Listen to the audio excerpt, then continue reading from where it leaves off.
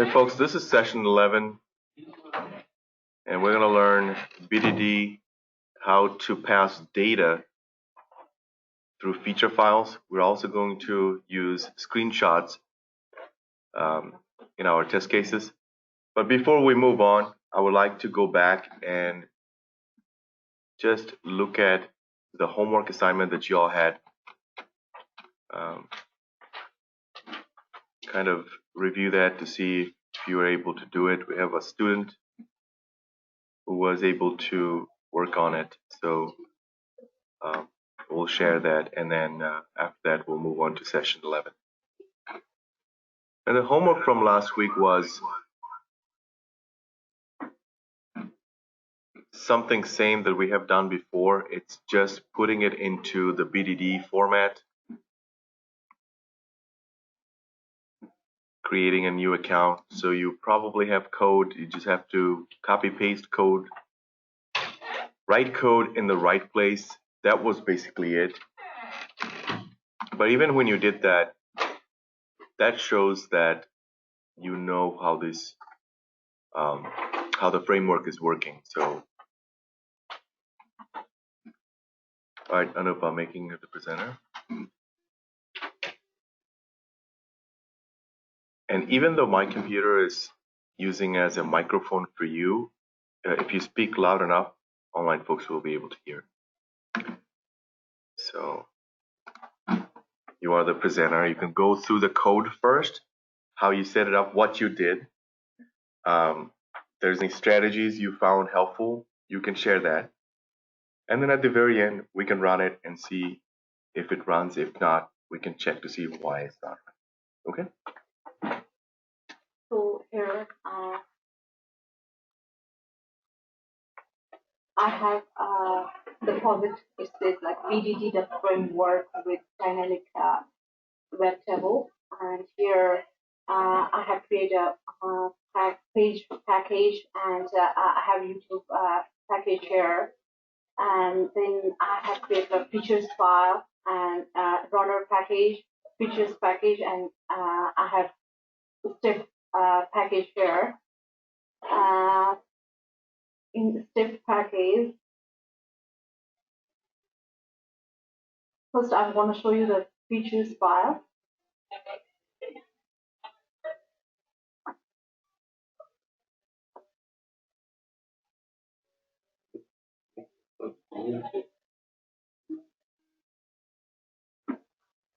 Here I have features.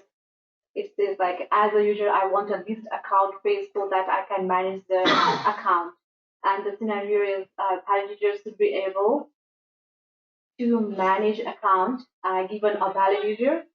When user log into check file site and user navigate to bank and cash and go to new account, then users should be able to fill in new account information.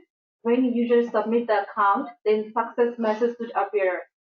When user go to list account, then new added accounts should be displayed.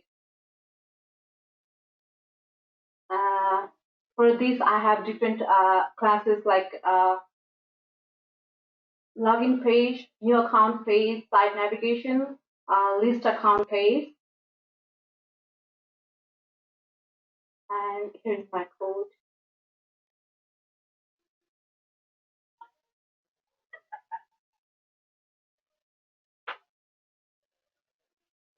So in this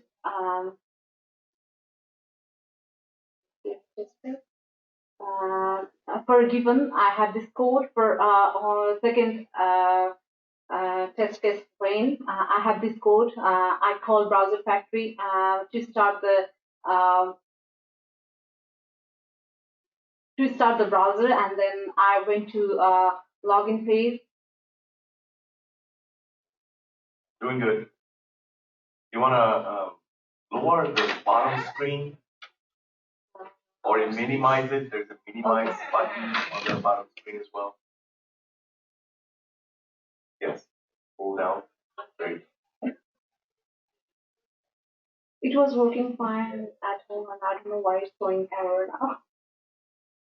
Okay, can we we'll go through the codes?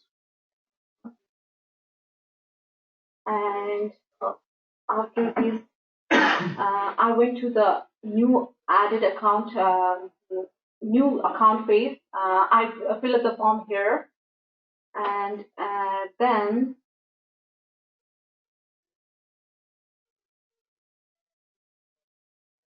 for validation, I went there, and then I wanted to validate through web table.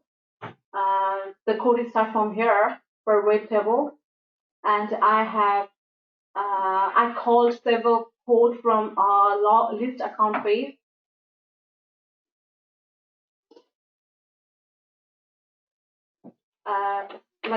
Is data present?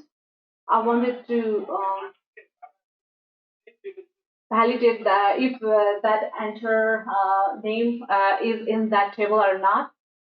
So I just copied this code from your project, and I don't know why it's going error right now.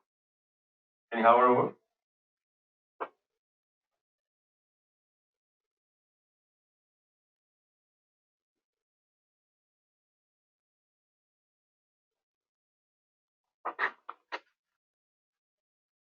Can you take this colon off? Or is this is a wait, this is your advanced for loop. Create column local variable column data. Or probably I didn't save when I close it, so You can press Control S to see if that goes away. But it's not recognizing what column data is. Where are you getting that one from?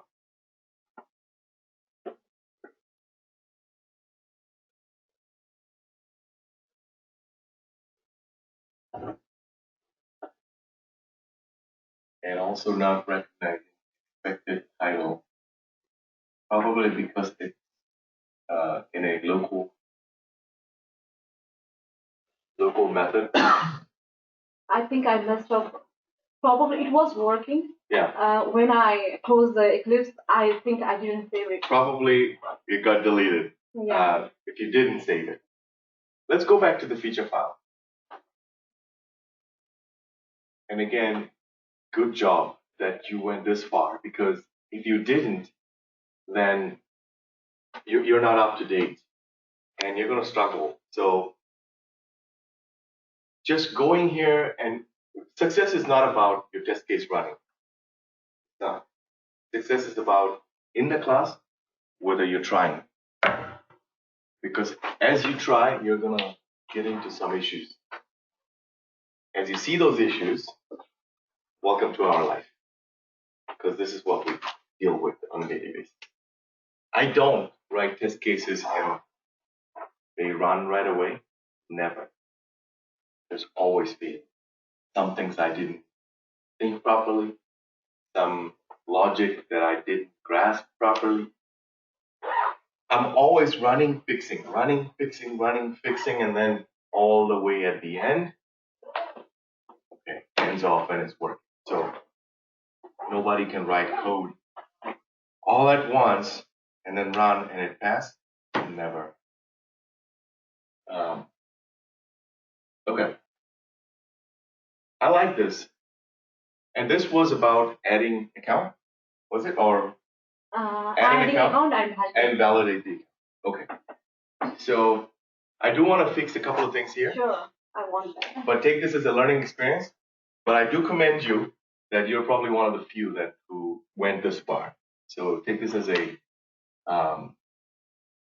compliment. Compliment. Yes. Can't speak in the morning. Given a valid user, at this point, she doesn't have any code in there. It's just an empty statement. When user log in to TechBioSite, that's where an action is coming in. That's why in our company, when we have the statement given a valid user, we don't have this anymore. We didn't want to have an empty statement. So we have something called given an admin user, and within that admin user, all that login. Okay? That means I don't have a when. when user login. So what are we going to do? Well, it got me already logged in here. The when comes in when the user navigates to a certain page. Okay. So my work, typically, when I started the company, I didn't have to do when a given user. That was already there. I just copied from my supervisor's code and I put it there and it worked. It got me the Chrome browser open. Understand? Next step, because he didn't have enough automations done, he didn't have those statements saying when user navigates to, so I had to build that. But at this point, I have test cases in every single pages. So when user navigates to a page or any page on their website, it's already done. So when Daniel, my new guy, came into the company, he does not have to worry about given, and he does not have to worry about navigate to which page. So he's ready to go. He can do, given an admin user, when user navigates to bank cash add account page, he's there. He can just start automating other stuff. Mm-hmm. But he doesn't have to worry about that code. Just to tell you, to give yourself a pat on the back, this guy, he talks so much, like I told you, and seems like he's expert, done a lot of API testing and so forth. He hasn't been able to give me a single test case yet. I've been sort of on and off working with him for a month. And funny thing is, he gave me a PR with a test case. I gave him some comments. He was taking so long to work on it. At the same time, for that same particular page, Indian offshore company wrote a test case and gave it to me, and I reviewed it, and I merged it to the origin, our main master branch. And as soon as I merged it, his branch, because they were working on the same page, I already took one branch up and merged. He's got what? What do you think? Merge conflict. Now, when I am trying to merge his branch to the master branch, it's saying, well, there are these methods here that his branch doesn't have, and so forth, and he needs to resolve the merge conflict. Maybe he just needs to keep all the methods in and not delete anybody's. But he still needs to do that. So I gave him a little walkthrough, told him about that, but he didn't seem like he was interested. I mean, fixing merge conflict is not the fun thing to do. It's boring. So he doesn't want to do something that's boring. He wants to chill. So I told him, hey, here's how you do it. And if you can't, just let me know. I'll do it for you. But you have to let me know. Because I do want you to learn how to do this. But if you absolutely, this is a blocker for you and it's forbidding you from being productive, just tell me and I'll do it. You move on to the next step. Didn't talk to me for a week, and yesterday my supervisor sat with him and gave him a huge lecture. He sat with me, told me that these two people are not being productive, and 2 weeks later I'm going to reassess. If they're not doing it, then probably go where? Quit or leave. Fire. Yeah.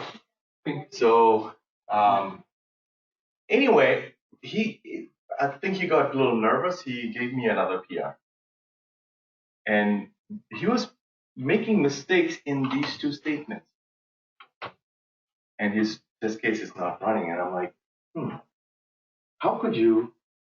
You don't even have to worry about those two statements. It's already there. You just use what I created. This is where you're going to automate. So you may have problems here. But you're messing those two statements. What does that tell you? You probably don't get it. There's something wrong, or you're delusional. I don't know. So that's what we're dealing with. But you see that? People like that they still have a job. And you guys are probably better than him. My observation, yes, y'all are better than him. I can hire you right now, and I think if I trained you, you would be more productive than Daniel. Why not? Please, doesn't depend on me. You can, when the position is available, y'all can apply, and my supervisor is going to be. I may be sitting in the interview, but I may have some influence. Of course, I'm going to have some influence over who gets hired, but he's going to make the decision. So anyway, get back to this. When user log in to Tech Bio site, great, you're logging in. Can you control click on that? Why did you delete this? Oh, I can't delete this, right? No, don't delete it. That doesn't. You have to have something with given, otherwise it doesn't flow well. Now you be careful how you type it, because if it's not exactly matching with your other page, then it's not going to create a connection. And by the way, this is just found for using. Okay. Can you control click on given a valid user? Press and hold control. And did it take you to the right place? I think so. Okay. Hit Alt back button. No. Control Z. Again, Control Z. Okay, careful how you press this button. Now you may have messed up the code. One more Control Z. Let's login step. There you go. Okay. Alt, press and hold Alt. Alt. And left arrow. One more. Again. No, did you press and hold Alt? That's Alt, yes. One more time. All right. Now control and click on this one. Press and hold control. Oh. You have to keep holding it and then press enter. Not that statement. Alt, left arrow again. Okay. Go to line number 6. Control, hold, yes. You'll see when you hold control and then hover over it, it turns blue. Becomes a link. It will take you to this desk page. So here you're logging in. You start the browser. Because this doesn't have any code, you could actually put this in here. Oh. At least something. Otherwise, this is like an empty shell. All right. So go ahead and copy this and paste it there. Oh, maybe this. Yeah, this whole line, 41. This browser? Mm-hmm. Yeah. Control X and Control V. Okay. Take off these extra lines.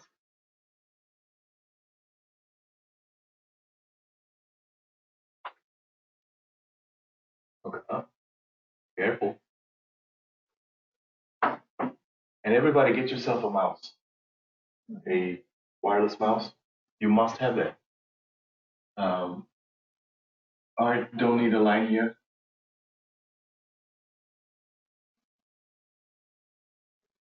So you're getting access to the page class, and you have this login step. You have username and password saved up there. Good. So that's gonna log you in here. Dashboard page, access to the dashboard page, and you are waiting for page. I want to see this wait for page code. Control click on it. Same. Always control click.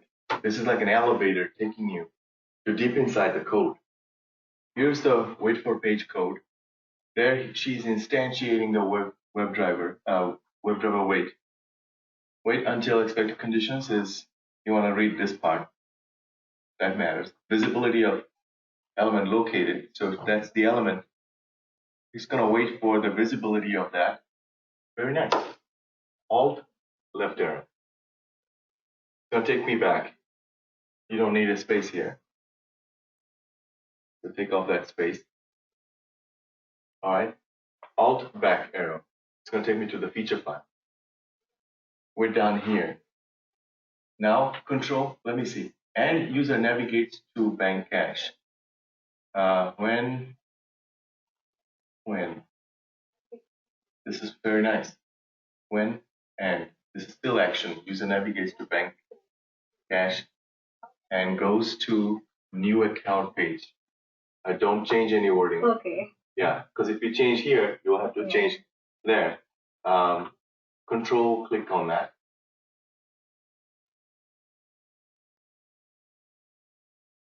So you're here.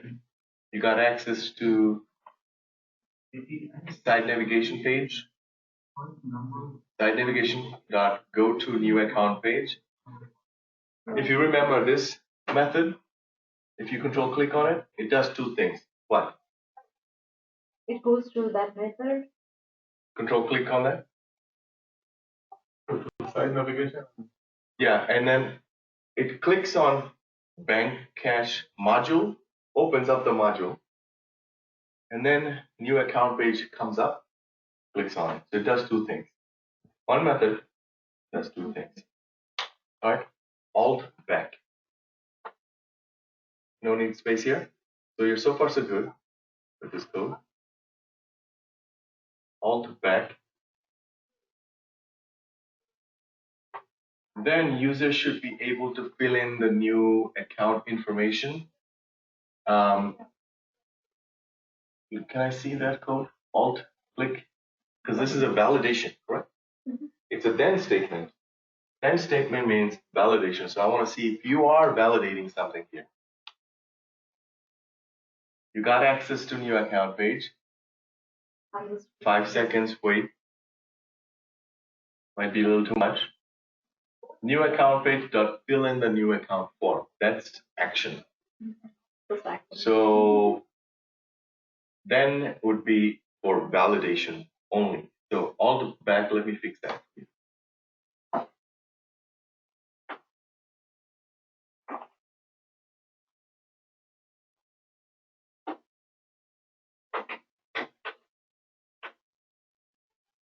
Navigates to bank cash. So when and you can do another and. Can I edit it? You can change it now. Yes.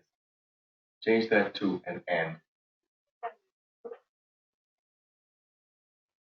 And user, not should anymore. Should be for then statement.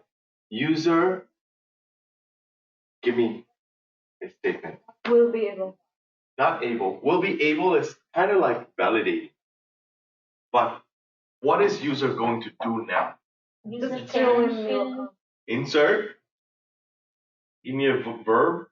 User enters or user. Just fill it. User creates new account. Okay. User creates a new account is vague. It doesn't say how. It could be enter. It could be whatever. I don't know. Any kind of element. It will never talk about which element, what type of element. Those are going to be deep inside the code. This is a manual. This is a living document. What action are you doing? You're creating a new account. Okay. So and user, go ahead and change this to say user creates a new account. No information. Create EES a new account, and you can delete the information part of it. Also, make sure you don't have extra space here, because if you have a space here, you have to put that space in the other method too. So take out that period and no space. Now copy this part right here, just from user creates a new account. No space and no end. Just from users. Yeah. Just copy this part. Okay. Control C. Now, control click on the top statement. Yeah, because this won't click anymore. It lost its mapping to the status class. Okay. Now that she is here, she knows that that mapping is gone. So this arrow symbol and this $sign, if you just take this text off and delete what you have in your feature file, Control V, now you have mapping. So do an alt back. Let's go back. and see if we have the mapping for this. Now press Control and hover over. Press and hold Control. Nothing. Go to the top one. You may have to save it. Yeah, save it. Control S. Right now, Control, hover over. Can you save it here too? Control S. Or press Control S. Okay. Now Control hover. No. Okay. That's not supposed to. Never done it for me in IntelliJ. Control click on the other one. The one on the top. The one that has Mapping. Mapping, yes. Okay. Take off this. When? Oh, we have them there. Huh? We. Okay. Yeah. Take off this then and write and. Yeah. Let's see. Capital A. N D. And now hover over. This has been a. No, we don't need It then. should be in somewhere else, not there, right? What do you mean? Morning. Yeah, change that between them. And hover over the error. Import and. Now save it again. Go back to the feature file. Check the mapping there.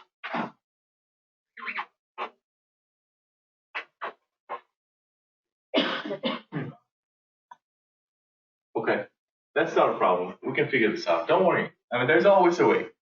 These things work. Trust me, they work. It may be a bit time consuming to figure out what went wrong. Take off this extra space here. Press and hold, align it. Do you remember how to align and take off unused imports? How? Control Shift F-O, right? Shift F-O. Control Shift F-O. All of those pressed. Control Shift and then F and then O. Done? Okay. So let's take off from here. User submits deposits button. Select from here all the way down from this line 57. Go all the way down and comment it out. Block comment it. Yeah. Press and hold. Go all the way down. All the way except this one. And except you don't need this. So except up to here. One more. All right. Now press one more down. Okay. Now press Control Shift. Was it Shift? How do you block comment? I can't remember. Control/.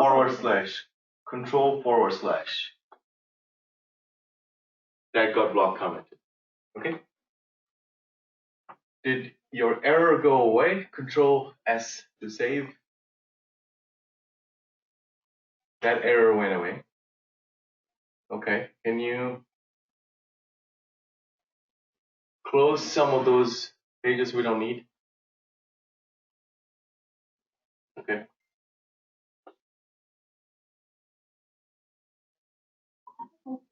That we may have. And list account steps, I guess you can close that. Go ahead and close it all. All? Yeah, all of them. Open up the feature file.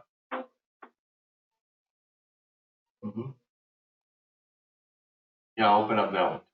Let me see where. Scroll slowly down.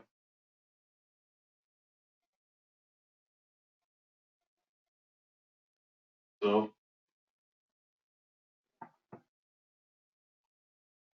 comment out this much.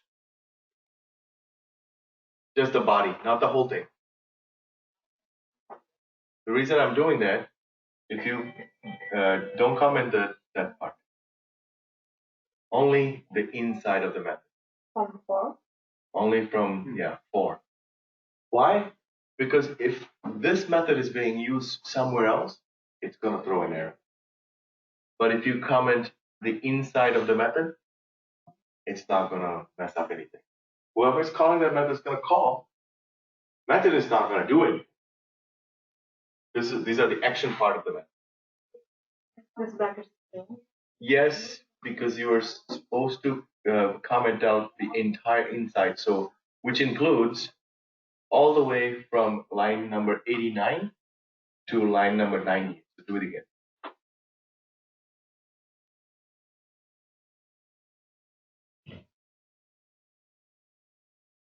It got deleted.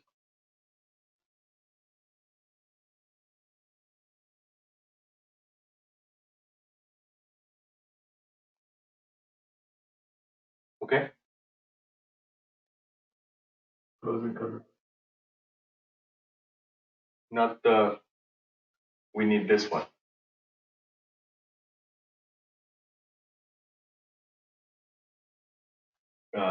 Do Control Z back out. Line number 89 to line number 98. That's it. All the way. More. Just up here. Okay, that's it. Control / All right. Something wrong with that. Can you Control S, save it? Okay, scroll down a little bit.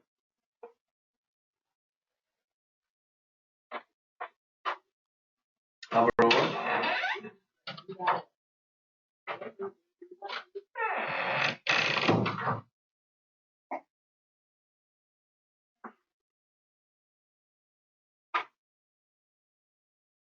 Leave this return false, this part, uncommented.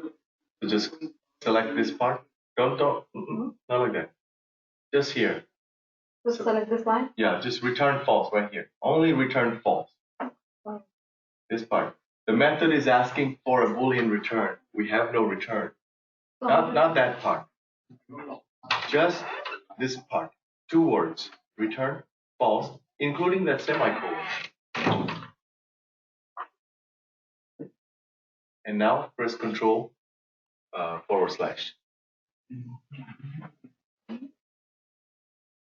Control /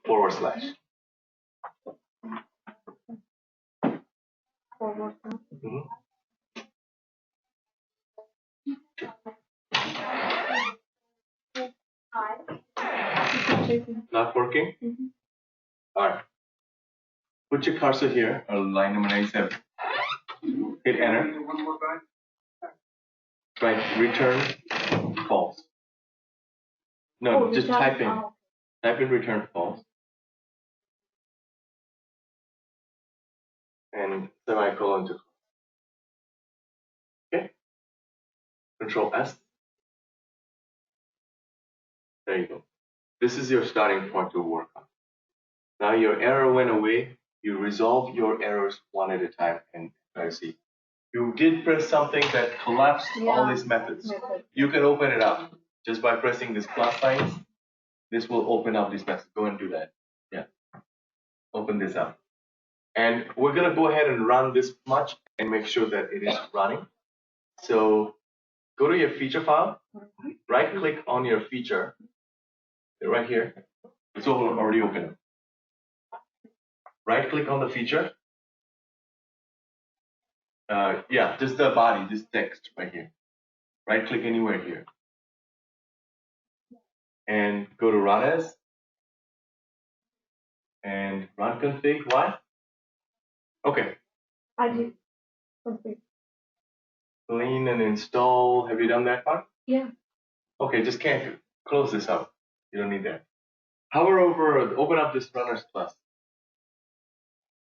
Why? You don't have a runner class for your accounts? Yeah. That is your runner class? Yeah. Double click. Always want to name them same. If it's accounts.feature, you want to name it accounts.runner. Or accounts runner. Okay. You let me shake clips. Can I see the end of it? BDD framework. Which feature are you running? Yes, you are. Yeah, I see that accounts. I know you're running accounts. And that accounts is getting connected to all these steps right here. So yeah, this will work. You just right click on accounts runner and to run as JUnit.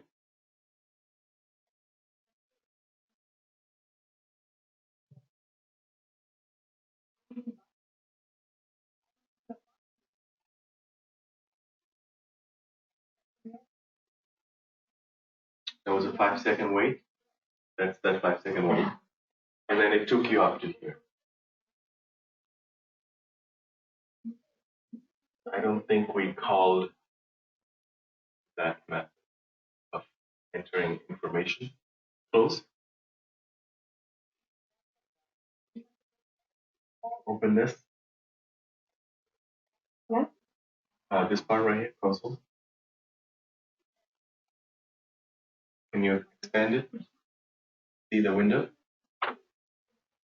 User creates a new account. See this? I gave you that.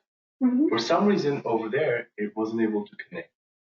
If it's not connecting, it's going to shoot out this stop for you. You copy it from here. Here. So there. Either way. Yeah. All the way. Right? Control C.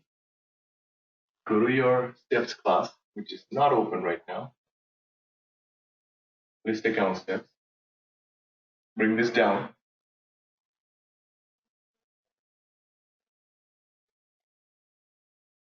Scroll down.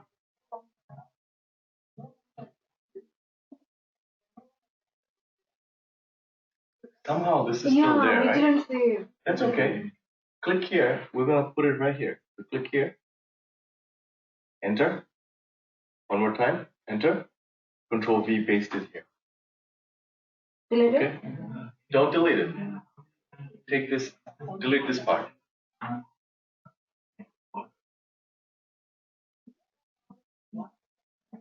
Okay, line 62. Delete also 62. 62? Line 62, the whole thing. Yeah, delete it. Delete this. Throws, throwable. Take this whole body. Right here. All of it. That's it. Copy, paste it here. Right. Extra lines not needed. Why are you throwing arrow? Scroll down.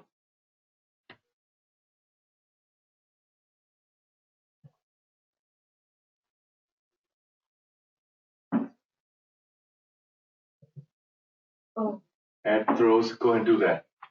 Because it has some sleep feature to it. Click on it. Good job. Okay. Run it again. With that. Go back to feature file. See you have mapping now. With this too? That's fine. Nobody's calling it. Oh. Go back to your feature file. Let's double check, make sure our mapping is working. This is good. I like it. You can see it even better. Control, click on user creates. It's working now. All right. So open up your package explorer. Hover over accounts runner. Right click. Run. JUnit. You could do test ng too.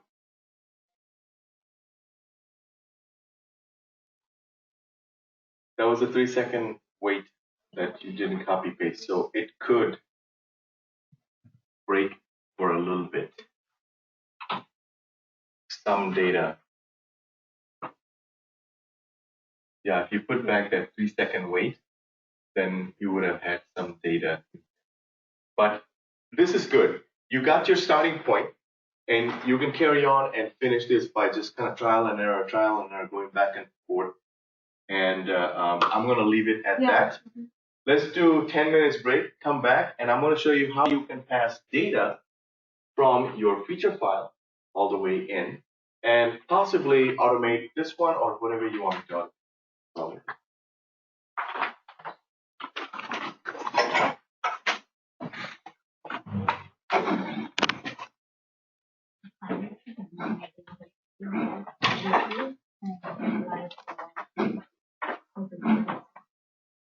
Oh, can you call a few more? I'll show you. It's very easy. Okay. Oh, almost ready. I'm probably going to be market ready Monday. So we're thinking yours. All right, guys, let's get started. Online folks, can you see the screen? Yes.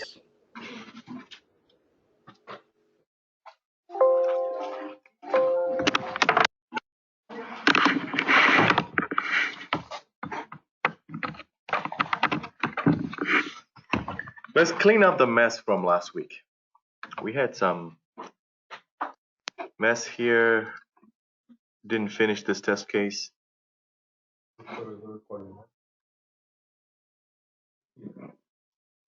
This means recording, right?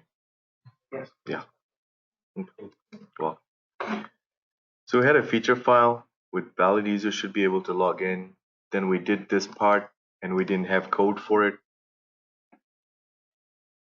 We just copied pasted this to here to see how does the report looks like if we have multiple test cases. But we don't have any good code for it. Let's do that. We will have one feature file. Just one feature file, or we can keep different servers. Typically for each page you're gonna have one feature file. So for a dashboard page you're gonna have a feature file. One feature file. Now, if you have more than 6 or 7 test cases within one feature file for that specific page, it doesn't look nice. You might want to break that down into 2 feature files. In that case, you could name something like this: dashboard A dot feature, dashboard B dot feature. Ours, we don't have that many test cases. But for navigation, we have a lot. So I have navigation 1 dot feature, navigation 2 dot feature, navigation 3 dot feature. Each of these are smoke tests. They just go in and check if the page opens or not. And the benefit of having multiple navigation, there's about 40 something pages. So I broke it down into maybe 4 feature files. Each of them will run about 10 pages. Each time it checks a page, it logs out. So it has to come back, log in, and then check again. Why did I do it that way? Reason, if I go in to this website, my goal is to check every single page whether they open or not. So if I'm here, if I put it in one test case where I go in, open this, click here, good, no problem, I'm still logged in. Click here, this page open, good. There's a problem to that. What do you think could be the problem? The navigation is already open and I can find it. I see the point. Yeah, kind of sort of too. The main reason is if my test case fails at this page right here, list contacts, and let's say the list contact page did not show up, will my test case move on and test these pages? No. So I am blind, am I not? Yeah. And now I have to manually go in, and my automation never went to this far. It was supposed to, if everything passed. So unfortunately, for every single smoke test, I have a test that goes in and checks add contact, exits out. That test case is over. New test case goes and checks list contact only. Test case over. So that if add contact page failed, my list contact test case will still carry on. They are independent. Understand? They don't talk to one another. Any question? That's why we have 10 test cases for like first feature file has 10 test cases. Second one, because there's so many of them. For every single page, I have a test case in one feature file, navigation.feature. And after I split into 4, the beauty is the framework that we're in, they run in multi-threading, meaning more feature files you have, 4 feature files will start running at the same time. 4 Google Chrome will open up at the same time. Now, if I put everything in one feature file, only one Chrome will open up. And first test case will run, second, and then the later on ones are going to have to wait. But if I split that into 4, the framework is designed to open up 4 Chromes by 4 feature files. Now, if I have 8 feature files, 4 feature files will open and start working. Soon as one feature file test done, picks up another feature file. Continuously, 4 of them are running, okay, until everything is done, and then you come out. This just does things much faster. Okay. If they ask you questions like that, you're gonna say this is what you're doing in your company. This is how it works. Halfway, if you can explain that, they will get it. You're not a teacher. You're not there to teach the trainer. You're just there to tell what you do in your company. And if you can just halfway explain things that they get it, done. Because they're not hiring you to be a teacher, right? You don't have to be perfect in explaining things. Okay. Let's go ahead and finish this up, fix it, and then I'll show you how to add some pieces of data into it. And maybe we can just add data in here. Yeah, let's modify this. What I'm going to do, here's what we did last time. Given a valid user, we added this username and password in this piece of the code. When user goes to TechFi site, and it's just open browser that did it for us. TechFi site should open. We had an expected title. Actual title was received from the page. We had an assertion. Assert equals to compare both of those, and we on purpose failed it. Let's go back. User logs in with valid credentials. And here, we didn't do anything. No more codes in these. Okay? So we're going to add some code in here. But what if I didn't want to have code this way, but I wanted this data to be displayed in the feature file? The beauty is that if I have this data here in the feature file, you don't have to go into the messy code. You can just change your data in the feature file. There's a way to do that, and that is called scenario outline. So if you change this scenario to scenario outline, it's going to ask you to write something here called example.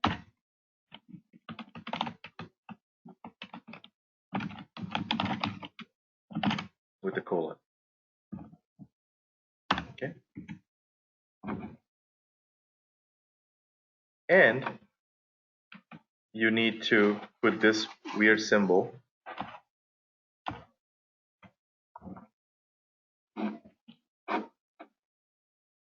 it's right above your backward slash. If you look at your keyboard where you have the enter button, right on top of the enter button, you're going to see there's a backslash button. Yes? If you press shift and press that backslash button, it's going to give you a straight line like this. So in this straight line, you're going to give it a variable. User. You're creating kind of like an Excel file. And then close that with another one of these. and then space or not. If you don't want to, that's okay. And then over here, password, and close that with that. Okay. So this is your table header. You're creating a table, and here's your data. Same thing. You close it with this, and put in the username, which is textfiles.that.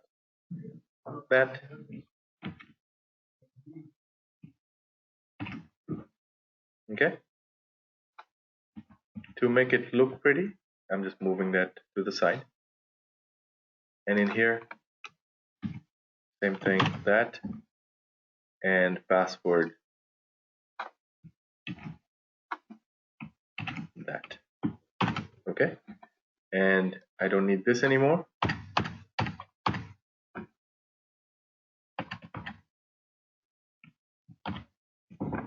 Control Shift F-O should align, but it doesn't work for Cucumber. For Eclipse, IntelliJ will align this whole thing for you. And it's throwing an error. Missing examples S. Oops. There. And lit up. Okay. What? Like these data? Yes. That I can't remember. But it's probably not quotations. I have a feeling it's not. But we're going to check it out. We can always fix that. Because you're going to see what data going in. If quotation comes in with it, then you can always take the quotations off. But let me take it off because IntelliJ is no quotations. Okay. And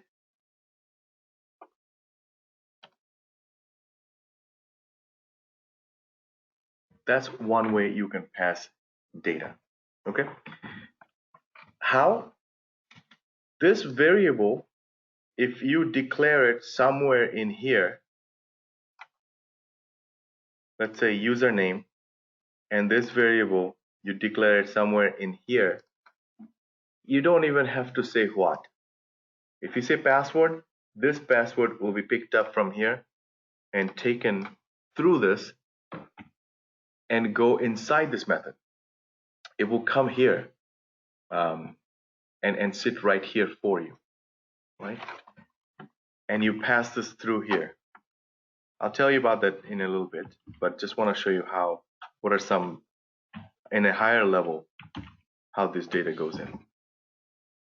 Also, same thing, username. If you mention username, user goes to TechFileSite, user logs in with username, valid username, let's say, and password. This password will pass through here and then go into your method, and you take it inside your method and do whatever you want to do. Now, if you didn't want to do it in the table and you just wanted to directly pass it, you can also do that. If you don't use example, you also have to change this outline and not have that. Otherwise, it's going to throw you an error. So the example and the scenario outline has to go hand in hand. Like this. Understand? If you don't use outline, can't use example. What if I wanted to pass the data from this line? You can do that too. In that case, you're going to need the quotation. You take this data, and instead of username, you would put inside the quotation and do that. And that data is going to go passed through this statement into your method and go in. Okay. Same thing, you could also pass this password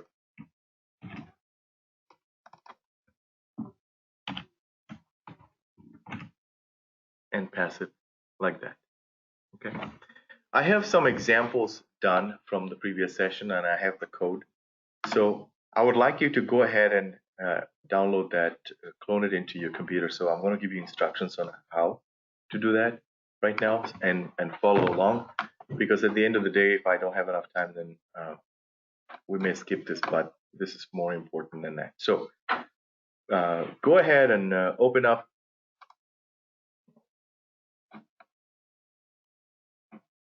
Eclipse, and if you go to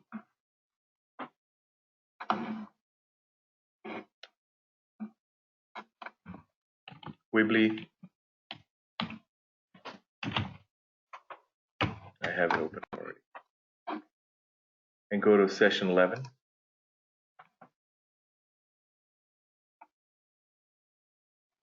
And take this.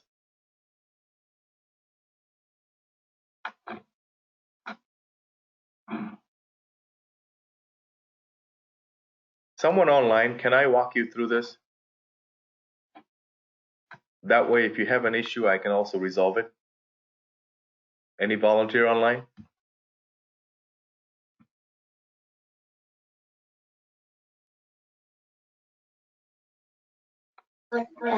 Yeah. Okay, Robin, you're the presenter.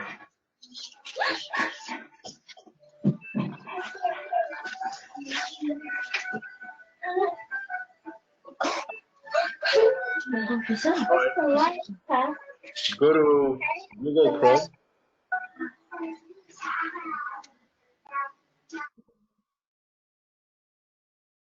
And copy that.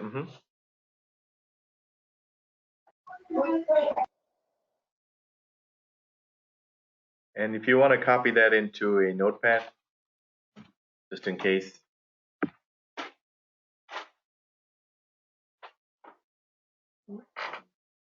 Yeah, paste it here.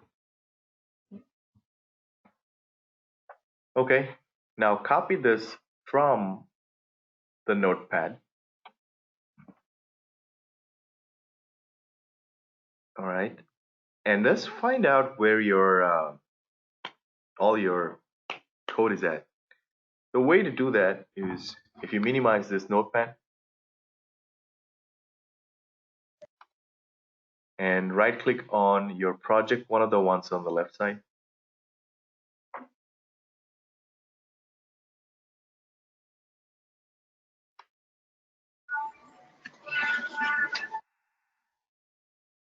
Yeah, right click on textfiles.bdd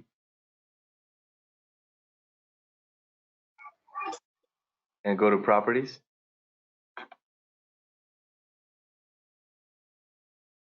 And see that folder right there on the top, where it says location. Yes. If you click on that, that's gonna take you to that folder. Yeah, that's the folder your project is located on. And if we want to clone it here, that would be fine too. So if you right click on this window, This one? yeah, right click here and select git bash here.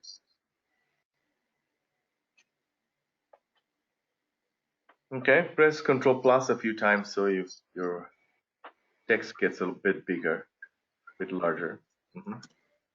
And expand this window to the right so you can see all the code. Not the whole screen. Yeah, just pull it to the right. Okay. Yeah, leave it like that. Now in here you can type in git init.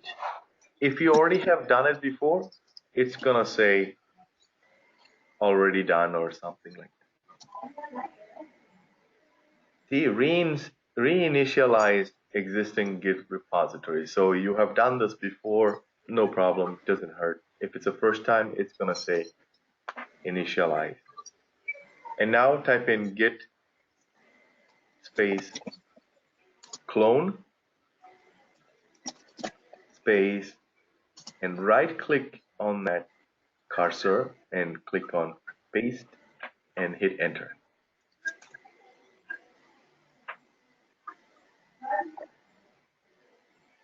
This is how you're going to clone a project when you go working for a company. Okay?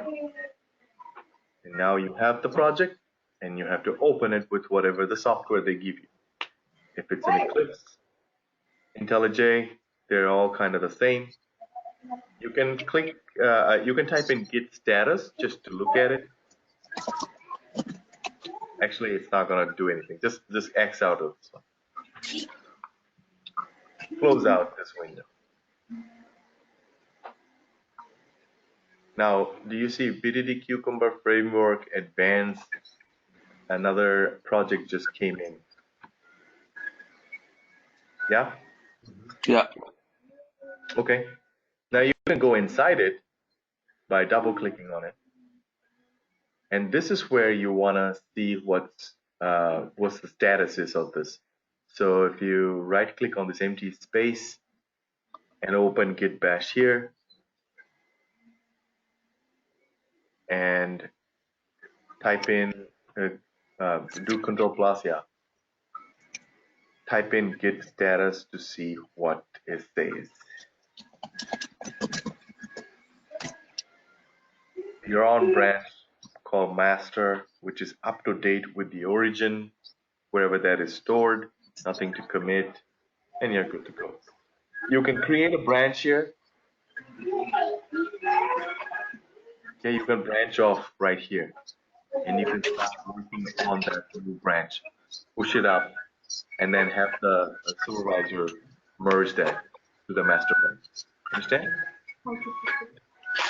Okay.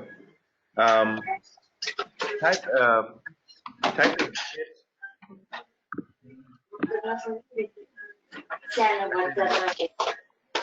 Yes.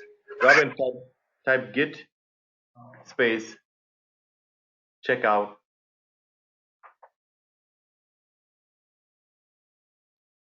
space -b. If you say -b and then you say checkout, don't hit enter yet. You are moving to a new branch. You're also creating a new branch. So you create a new branch and move the code, copy the whole code and moving it into the new branch as well. So checkout -b does two things. What? It creates a new branch and copies the code from master to that new branch. Now it's asking for what is the name of the branch. So give it a space, Robin, and let's call this new branch 1.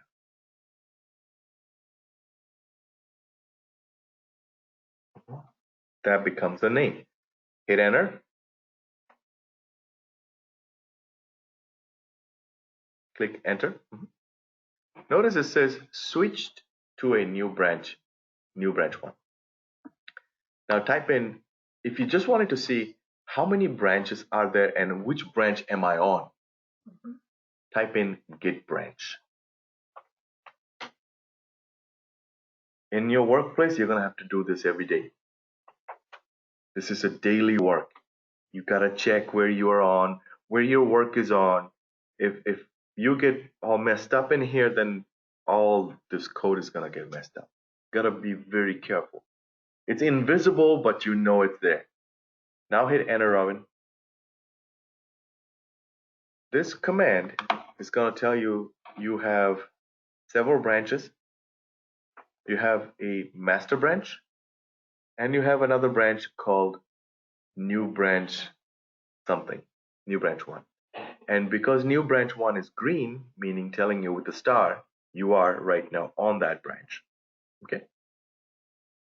Now, if you open up this branch in Eclipse and make some changes, the changes are only going to affect new branch 1. And you're not supposed to merge this branch with master. You can in your local, but you can't push master. We have to put You can push new branch 1. You cannot push the changes in the master to the master. It's going to say access denied. Actually, right now you can, because there's no, I didn't put any kind of restrictions on master. But when you go working for somebody, my supervisor, he can just change his code and push to the master. He's on master, he's changing on the master, pushing the master, and he's not asking for anybody to do a pull request. That's because he's the boss, right? But anybody else want to touch that code will have to go through a new branch. We'll have to push the new branch up and say, hey, can you take my branch to the master? Then he's going to compare the code with his existing code, with your changes. And if he likes it, he's going to say, okay, I'm going to migrate your code to mine. But bosses have access to the master, that they can be on the master and push the master. They don't need to create a pull request. Automatically, master got changed. If you try to push it, it's going to say you don't have enough permission. That's what happens to me if I try to. Okay. Now, let's open up this branch in Eclipse. Okay. So go ahead and minimize, Robin, or you can close this out. You don't need it anymore. That's okay. Yeah, and close those windows. Yeah, close that too. So minimize this project, Tech BIOS BDD.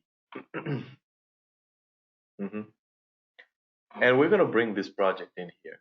So click on File on the top left corner. Go to Import. And go to General. Existing project into Workspace. Go slow. Y'all with me so far? Okay. And then now it's asking from where. Then you click on Browse. And which one we just did is BDD Cucumber Framework Advanced. Click on that and select folder. Finish. And give it a second. And there it is on the very top left corner. If you expand it out, let's see what's happening. It's probably trying to pull the dependencies. If you can see on the bottom right corner of your screen, you will see it's pulling and downloading dependencies. And when that's done, you'll be able to see the code, but you should be able to see the feature file. Let's go ahead and open up that test source test Java. Open the feature file. Click on login feature. Okay. And if you expand that window,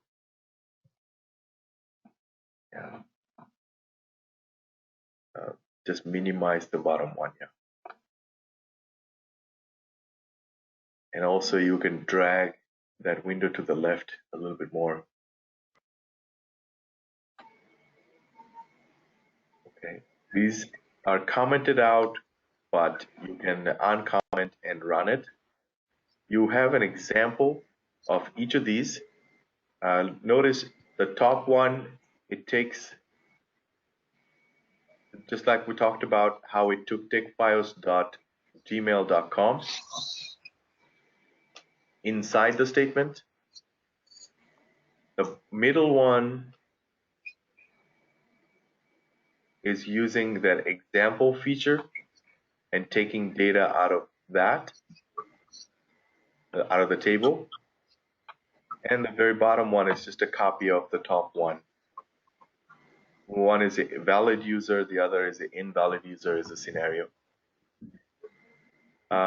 Can you click on the new account feature? Check that one out. So here's one, and it's an advanced test case.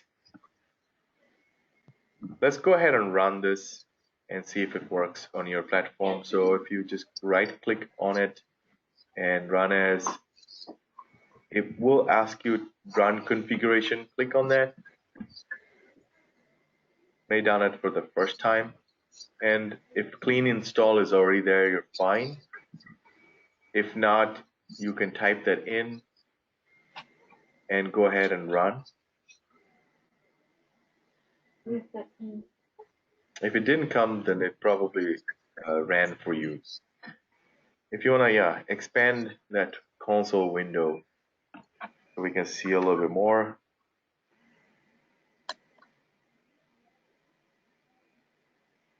There's your build success. Okay. It didn't run the test case yet. Probably just wanted to build it. Can you right click and run as? Let's see if it gives you the option. Still on the run config.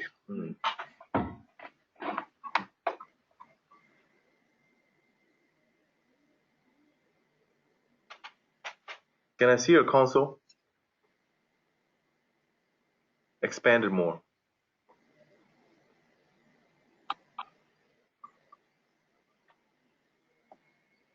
Scroll up slowly.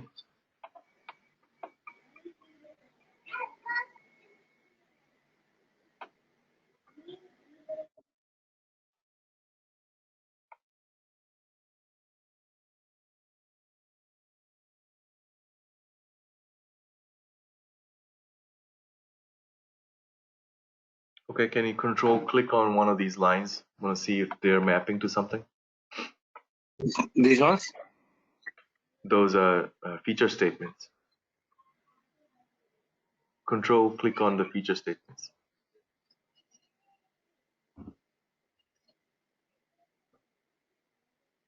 Not like that. Press and hold control key and hover over. Nothing? Nothing. Okay, go to that login feature. Uncomment the first scenario.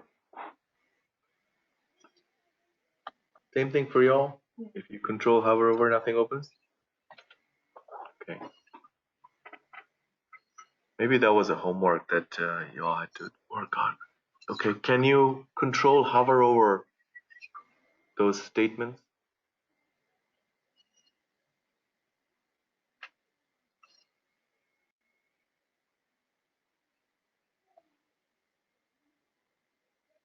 Open up the steps package on the left side.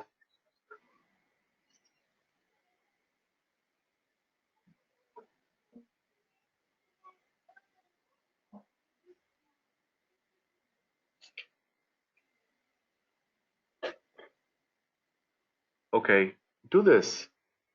Maybe we need to build this one more time. Right click on that BDD Cucumber framework and go to Run as Maven Build.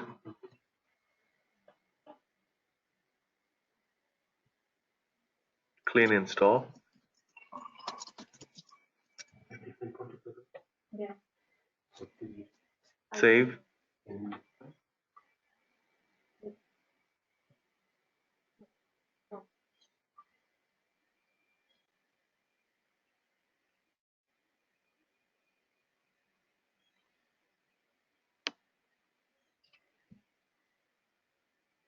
There you go.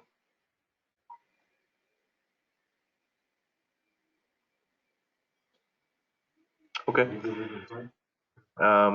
Now control hover over that feature statements.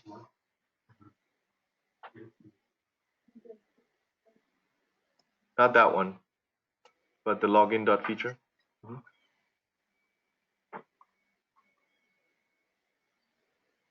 Is it the same thing for you all too? We shouldn't get that thing installed and it is selecting the different project. It's going to a different project. Yeah.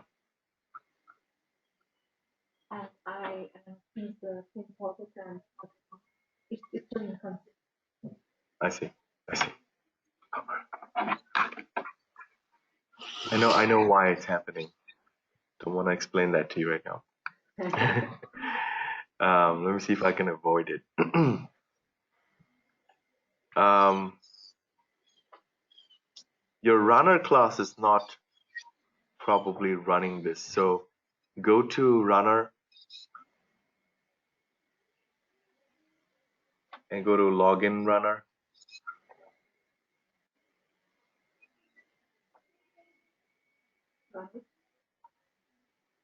Let's make sure that the spelling and everything is fine here.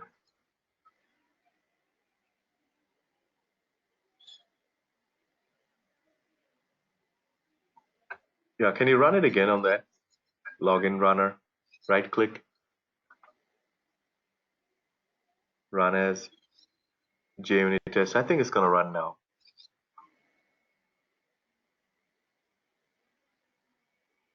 Yeah. Then it was too quick, or is it there's a problem? Scroll up.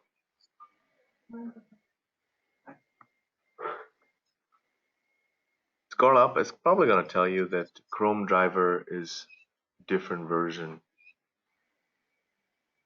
and you need to copy paste your version. See that? This version of Chrome driver only supports Chrome version something. So your Chrome and the project's Chrome is different. Yeah, and this was from 6 months back. So X out this JUnit. Let me show you how to update it. Close out JUnit window. Go to Package Explorer, Robin. All right, and see that driver folder on the left side? Yeah, open it up and delete that. Right click, delete.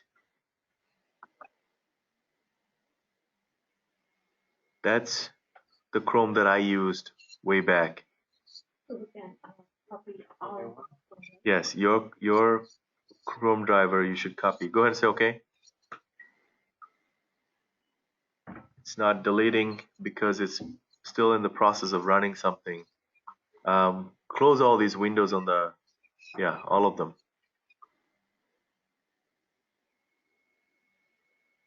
All right, now go ahead and delete that entire folder, driver folder. See if that lets you do that. Still Not letting you do. Can you close this Chrome on the right side and try that? Were you guys able to delete that? You were able to delete it? Yeah, because last time I had problem and then it was showing me whole this error only.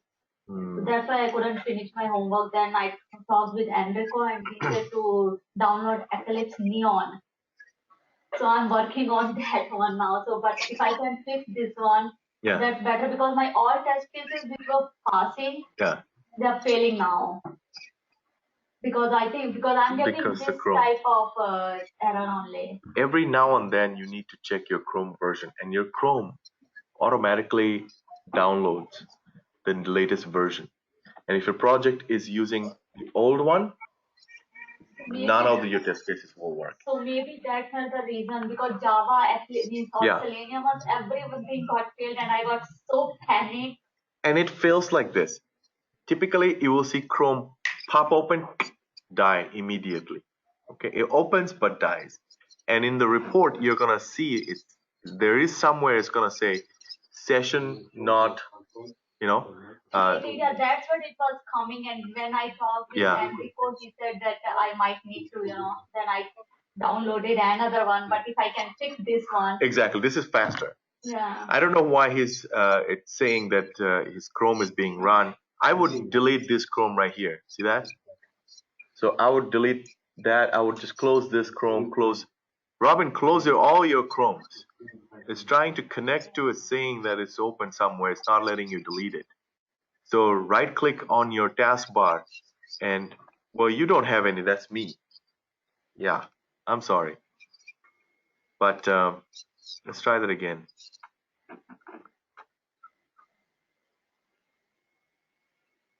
Okay, now delete it.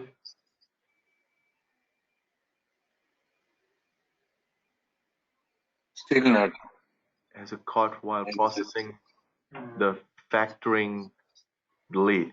All right, press Control Alt Delete. That means Chrome driver is probably still active in the backend. Here's another thing that I don't usually show. Don't need to, but this might help. When you press Control Alt Delete, and this comes up, and you go to Task Manager, it shows up this way. You say More Details. In your process section, it's going to tell you what's open and what's running. And if something is blocking you, you can shut it down. See this Chrome driver 32-bit? It should not be running. That driver should have shut down after I ran the test case. But my test case, if it fails and it didn't get to that quit statement, driver.quit, it never quit. It had a session open, it was open. It has, second time I ran, another Chrome driver session open, and it's eating up your speed of the computer. So what you would need to do, and in his case it's probably being recognized that it's still open, you right click on it and you say end task, and it will kill it right here. And right click and end task. Yeah, Robin, you couldn't see my screen. I was showing this on in my class, but scroll up for me.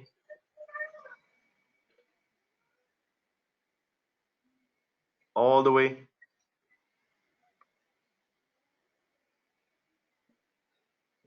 Can you sort this? Click on name.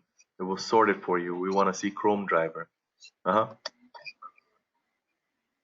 Yours look a bit different than mine. Don't know why.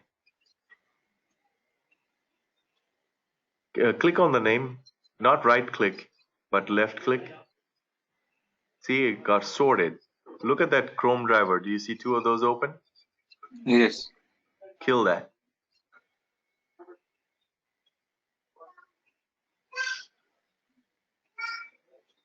All right.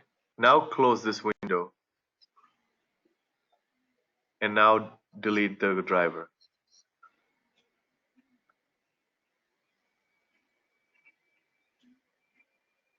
There. Yeah. That was related to that because it was in the back open, didn't know what to do. It wasn't letting you delete it. Now copy that Chrome driver from your recent project, which is below, and paste it here. Did yours fix? No, means I couldn't do that the last one. Now I have to, or if you can check it out after class, then please. Okay, we'll Thank see. you.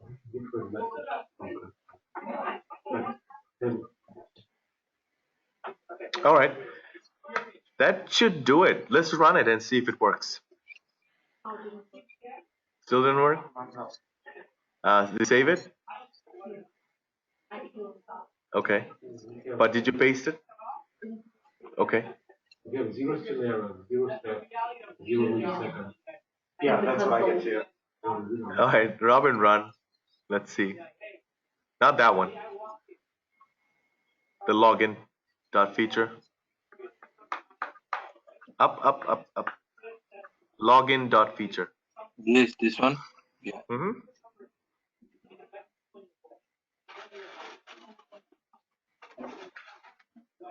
Didn't it just give you that JUnit run option and now it's gone?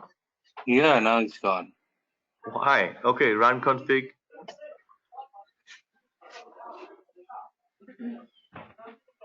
Go ahead and click on run. Let's see what happens.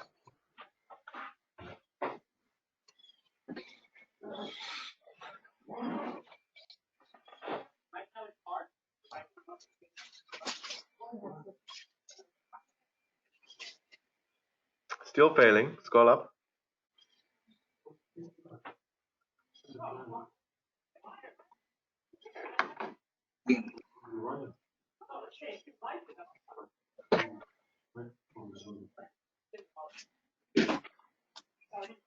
Only supports Chrome 75. Are you all getting the same error? Yeah, mine doesn't work. All right, guys, take 15 minutes break, come back. Let me troubleshoot some of these things and see what's the issue. We may have to build a framework from scratch for each of y'all. Maybe there is something in here that only runs on 75 and yours is probably 77 and that is not compatible. That could be a reason. Mine is on 77. Yeah, so that could be a compatibility issue. All right. See you in 15 minutes.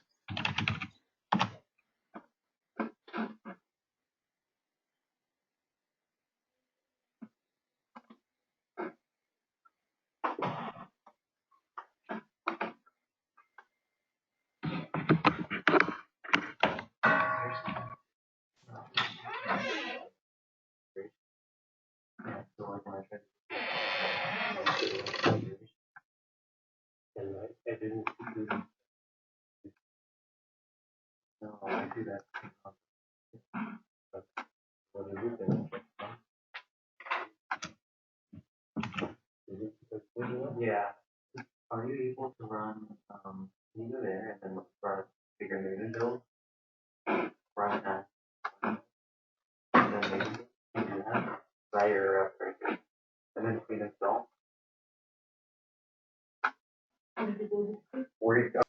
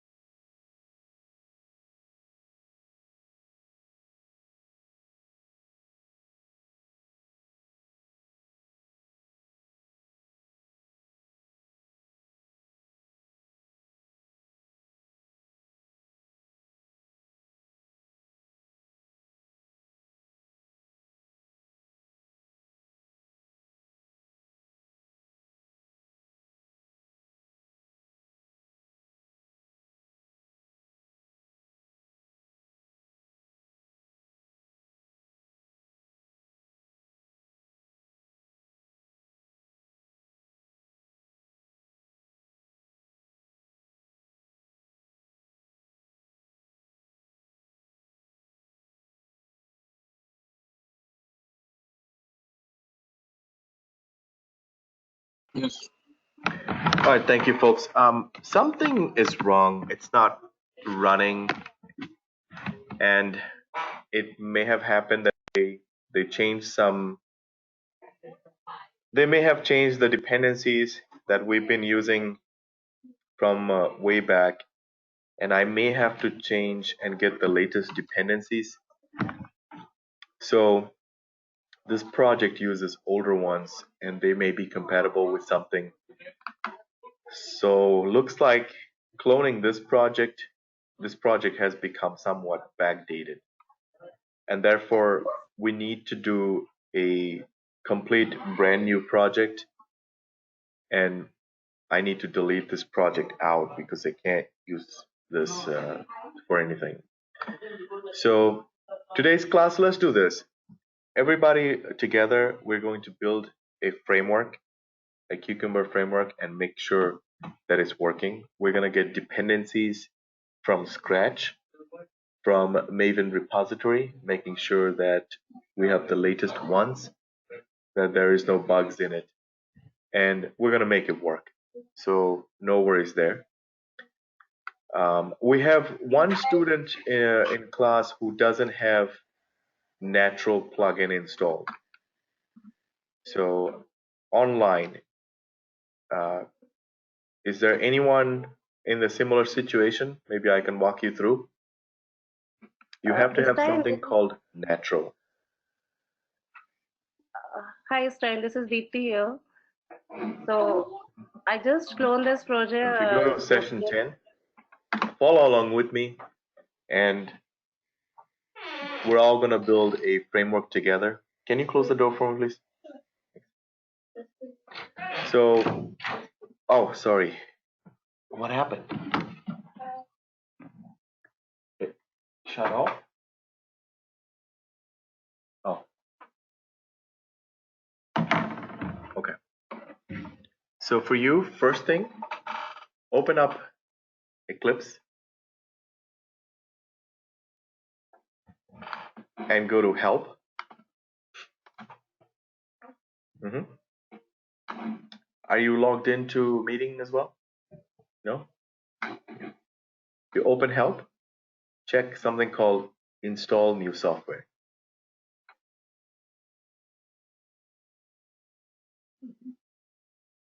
Okay? And in here, click Add.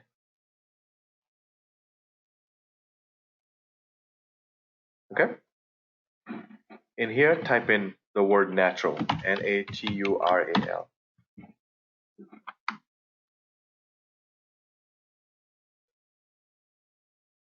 And in the location section, copy this URL from session 10.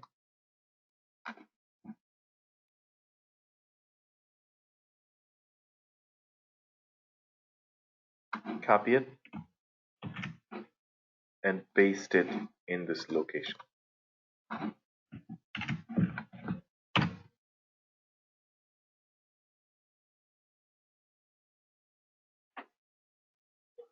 Online folks, if you have not done this before, this is your chance to do this alongside the class.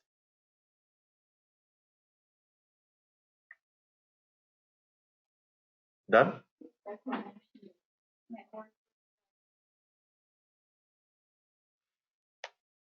Meaning,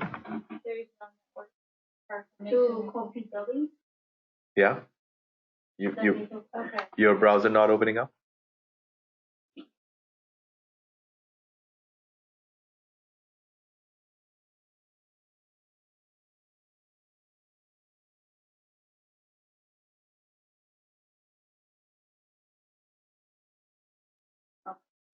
Okay, click Add.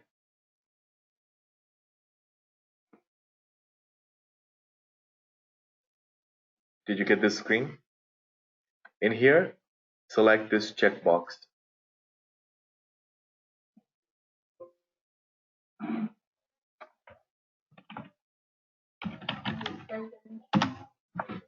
No software type from us.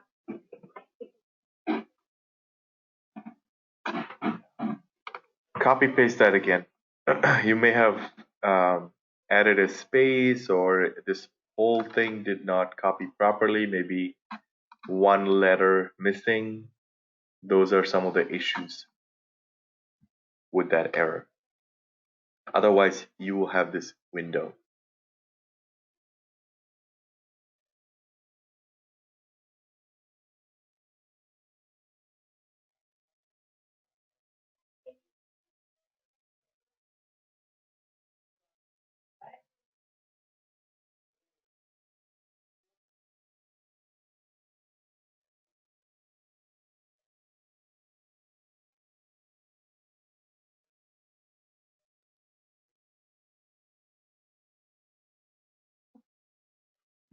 Did it work this time? Did you get this window with natural on it? All right. Now check that box. You checked it? All right. Click on next, next, and then finish up. Mine is not going to let it because I already have this in mind.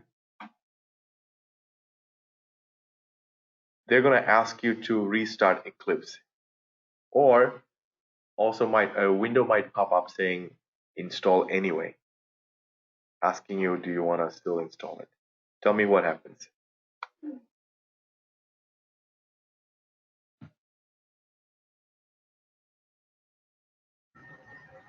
It is showing Cucumber editor for me instead of natural. Who is this person? This is Gunjan. Gunjan, I'm making you the presenter so I can see your screen. Please accept, Sure. share your screen.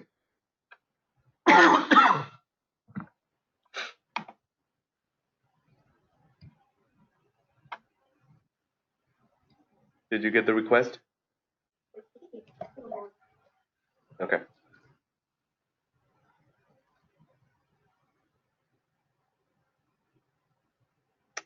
No, those are not the ones that show up. Can you click on add again?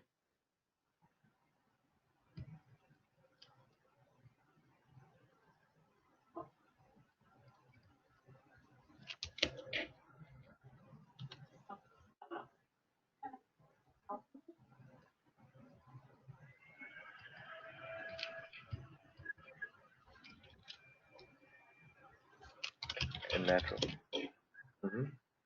Add.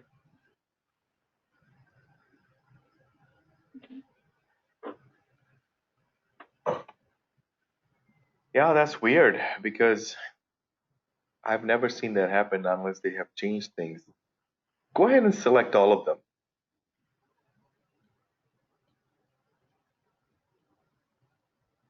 Hit next.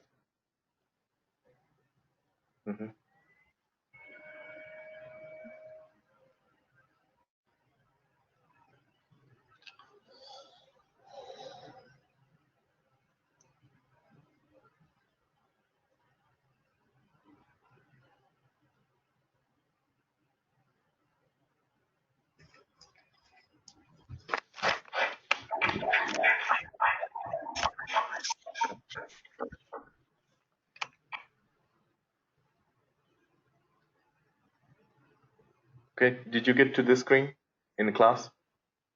Did you get to this screen? No. Okay, where are you at? It's loading. It's still loading? Yeah.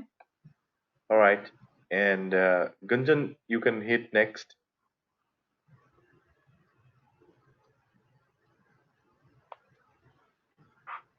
Okay, click next. I accept. Finish. Might ask you to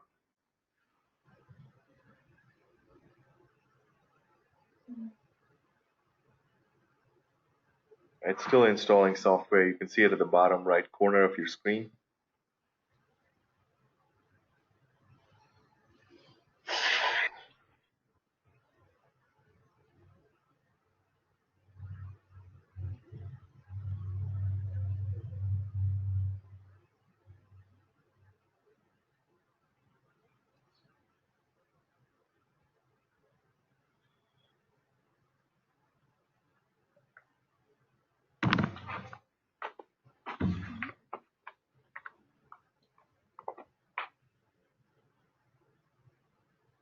processing.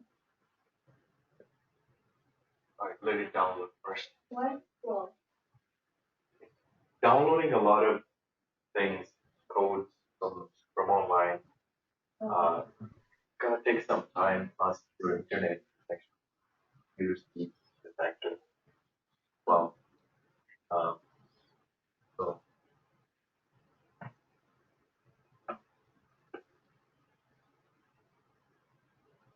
yeah, if you get a window like this that says install anyway, it's actually going to wait for you to click on that until it's not gonna review. So if you see that, just say install it.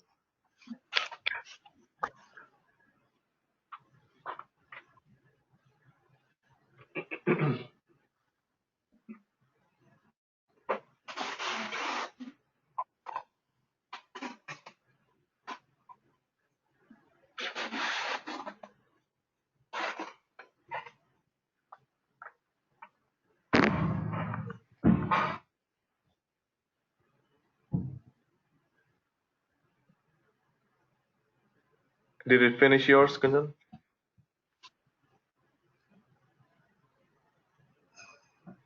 Am I in mute? No, I can hear you. Okay. Yeah, I just restarted. It asked you to restart? Yes.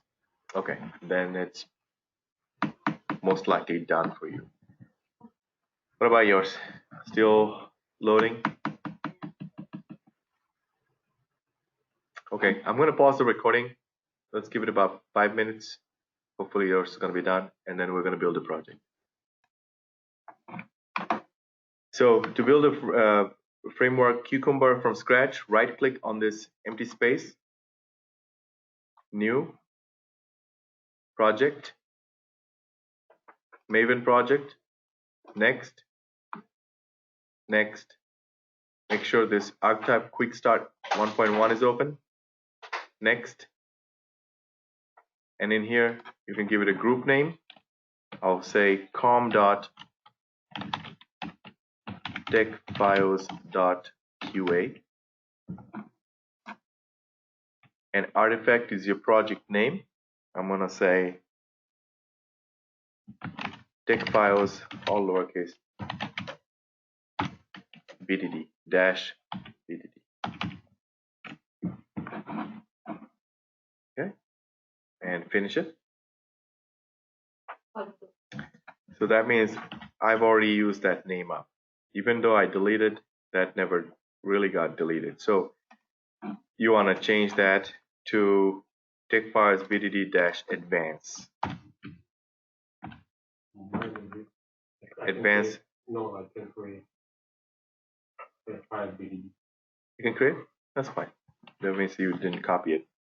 I'm just gonna say, you go ahead and change it to textfiles BDD advanced, so we're all on the same page. BDD advanced. Okay. And finish. 1 moment. Okay.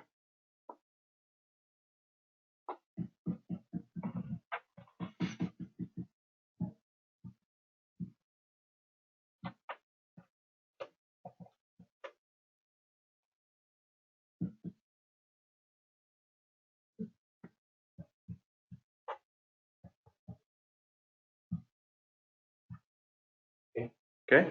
Everybody with me so far? Finish. And that will give you this project, textfiles BDD advanced. Open it up. Go to POM.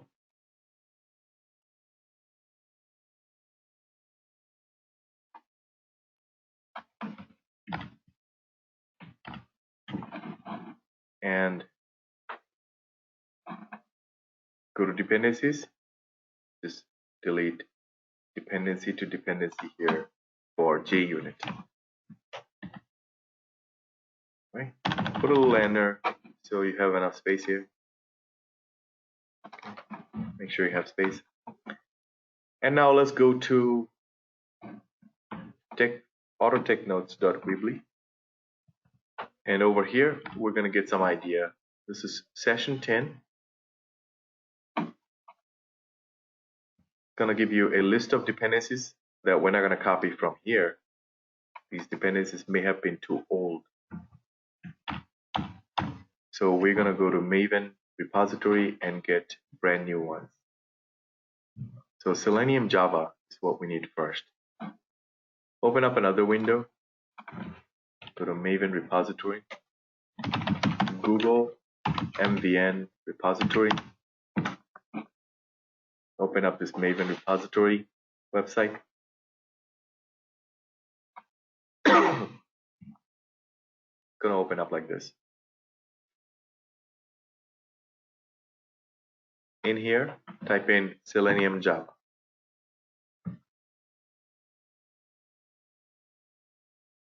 And then search.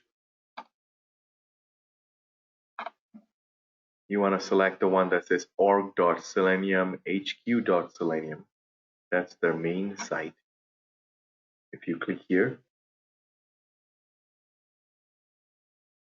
right? Don't click on that site. Click on Selenium Java for that site. And that's going to take you to this page. This has all the versions. Let's take 3.14, fairly latest. If you click on 3.14 and go in here and copy this dependency. If you just click on it, it highlights. You can copy the whole thing.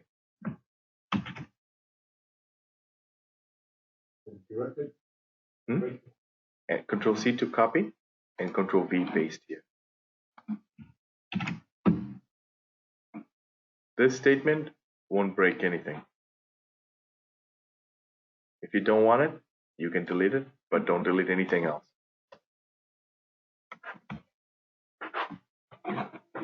Did we delete that JVM? Yes, I deleted that JVM. Next, gonna go to Weebly again.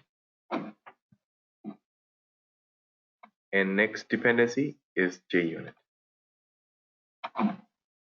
So go in here, Maven repository, type in JUnit. Enter. Typically it's the first one, org.junit.juniper.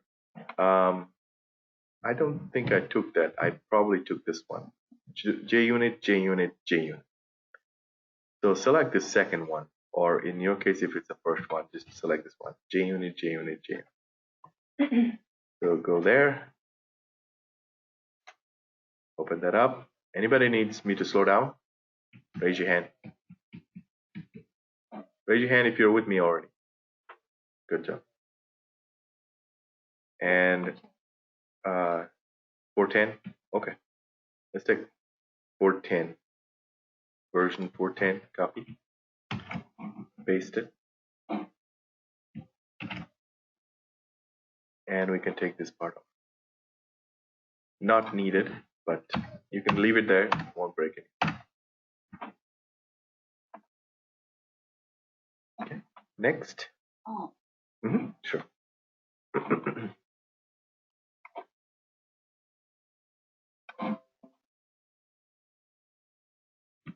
Sure. Now, next dependency is Cucumber Java. So we go to Maven repository, type in Cucumber Java.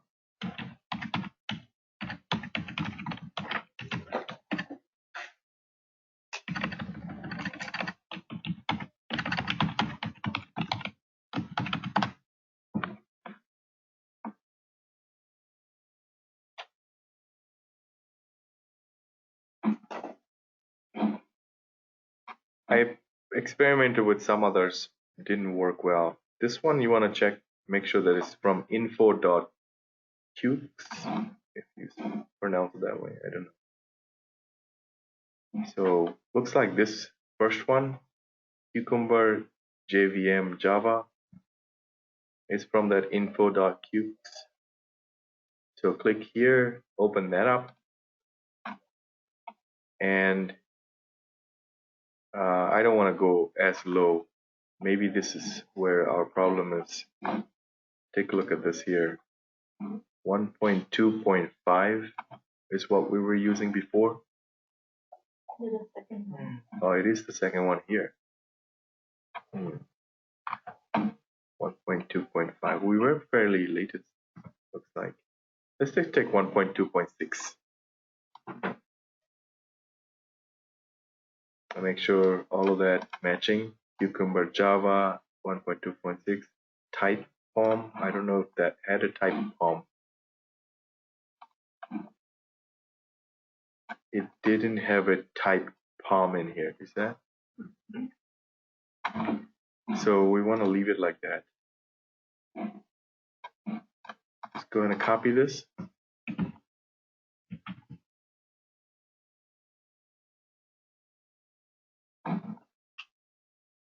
Go to your project, paste it, take this part out,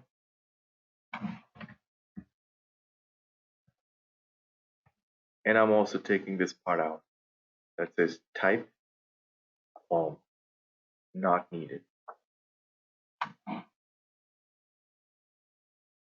Deleting.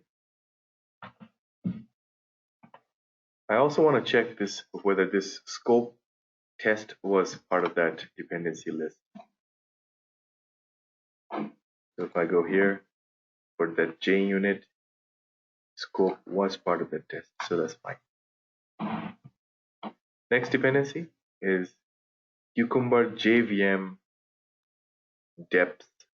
No idea what that is, but just copy that part. Go in Maven repository, paste it here, search.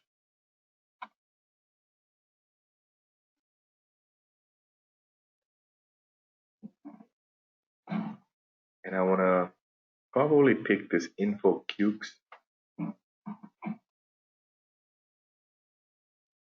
JVM depth, and that needs to be in there.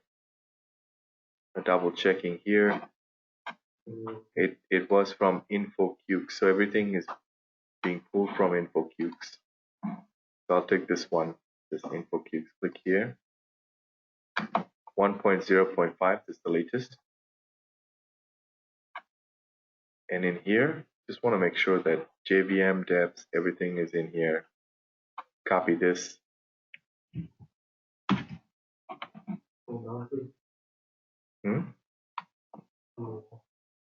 Paste it into project.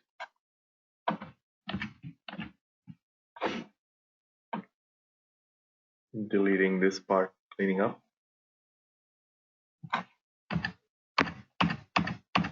And I want to make sure whether this scope was part of that or not. So going in here, JVM depth, version, and no scope was provided. So I'll delete this part. Right here. Delete that part. Do we delete scope from JUnit as well? No, this is fine. Check that we use this. There is some underlying reason behind this which is beyond my knowledge. So delete that. Whether having that is going to work or not, I don't know, but don't want to take that risk. Next is Cucumber JVM. Version has to be the same because I copied a different version and it matched with Cucumber. That's not a problem. As long as, and they can kind of match or not match, they're independent. But as long as you have these dependencies, you're fine. And one of the latest ones. So Cucumber JVM, copying that, that's also from InfoCukes, going into Maven repository, typing that in. And here's InfoCukes, Cucumber JVM. There's another one here, Cucumber JVM. I think we already copied this one. It's probably this one here. Because this one has this DEPS. This one doesn't. And I want that to be in the center. So I copy that. I'm just going to take the top ones now. Because of the issues that we had, going to take the latest one, even if there are some bugs in it. There's Cucumber JVM there. So copy, bring it to the project, paste it in here, clean up.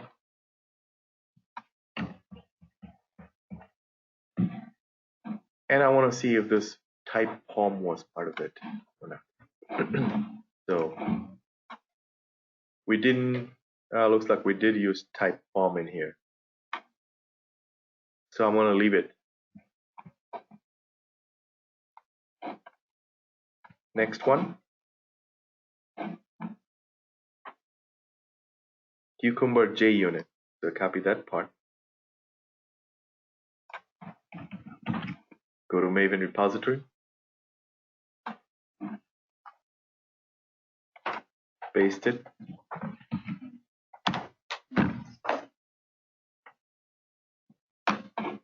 Probably must have been part of this one. InfoCukes. Yeah, InfoCukes. Cucumber JUnit. So I'll take that. I click on this one. Clicking here takes me here. I'll take 1.2.6 latest.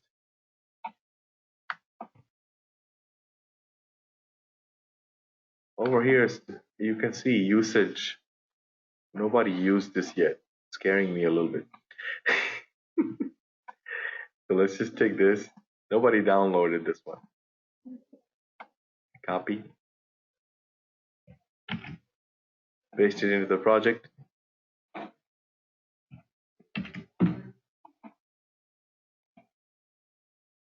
Like that. And I want to see if this POM or scope was provided. So go here.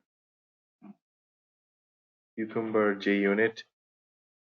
Scope was provided for test, but POM was not there listed. So we'll just delete this part right here. Type POM and delete it.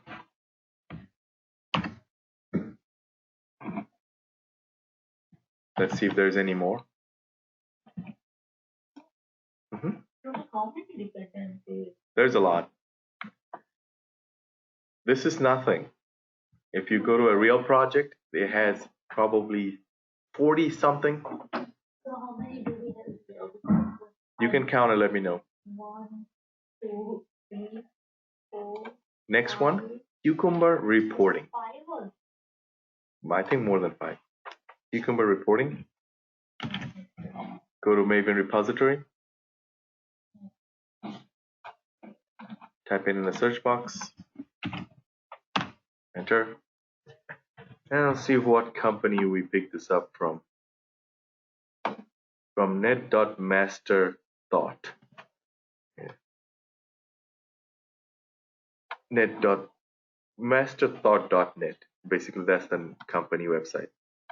So here's net.masterthought, Cucumber reporting. First one for me. Check there. Take the latest one.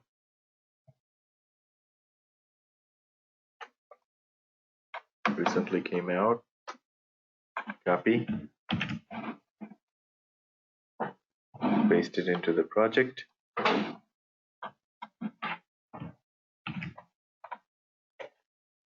Clean that up.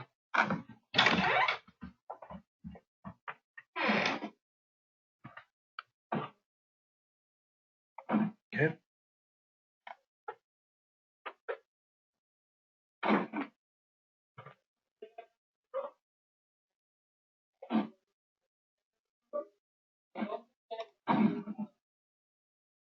Okay. Last one. Gherkin.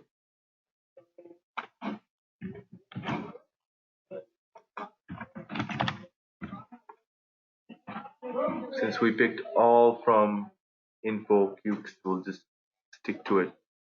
So go to Gherkin for the InfoCukes. Like that. 68 usage. Let's take that. 2.12. Copy. Paste. Select that. Get rid of. I want to check if scope was provided. We didn't use any scope. So we are gonna take the scope away. Okay. Does it matter? That I don't know.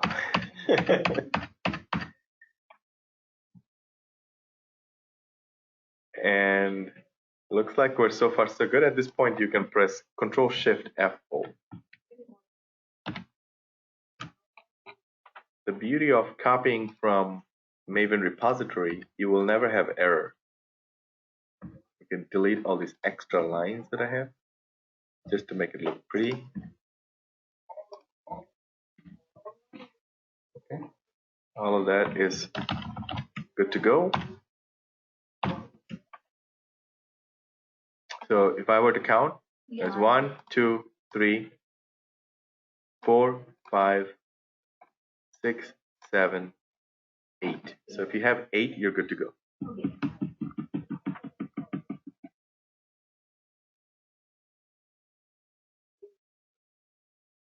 I have 7. Then you're missing 1. All right, you want to double check with me? Yeah, sure. Do you have Selenium Java? Yes. Do you have JUnit? Yes. Do you have Cucumber Java? Yes. Hold on, hold on. I think Cucumber Java I don't. Cucumber JUnit I have. Cucumber that's after Java. Cucumber Java I have, yeah. You have Cucumber Java.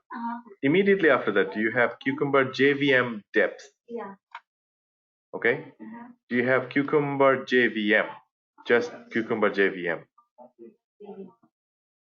Okay. I'm gonna paste this into the chat box. You can copy from there. JVM depth. I have to open. Okay. Here's Cucumber JVM. And you needed Cucumber JVM depth.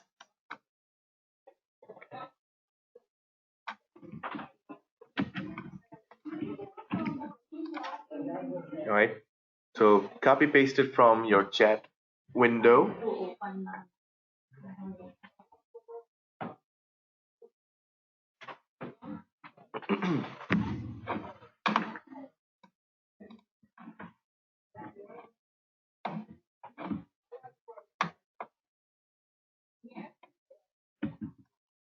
We'll check back again to see if you have the right version, right ones. If you have done this far, you can add Chrome driver.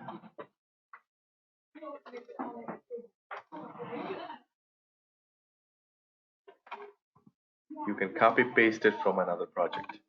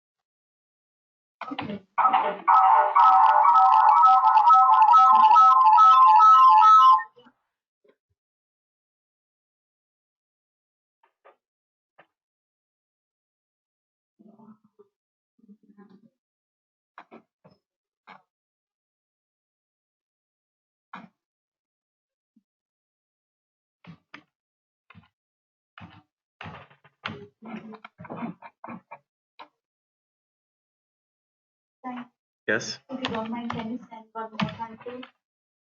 Because it's not in my chat. Yeah, if you scroll up.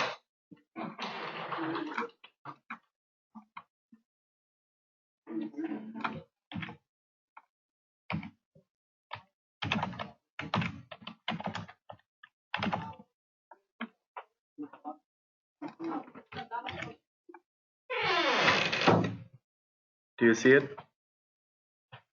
If you scroll up on your chat box.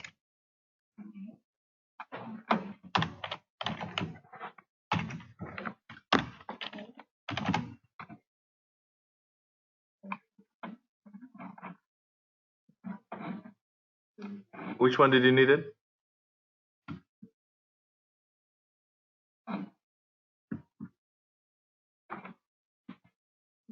Cucumber JVM. Just the cucumber JVM?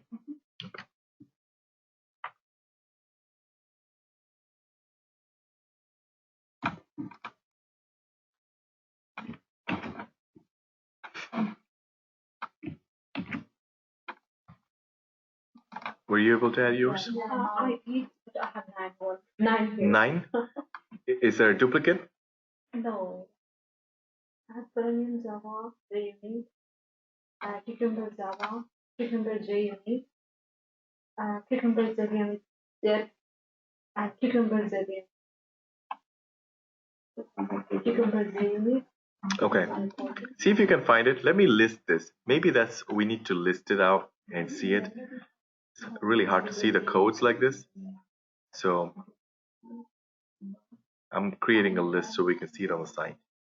Meanwhile, see if you can find what duplicate you have. I have Cucumber Java.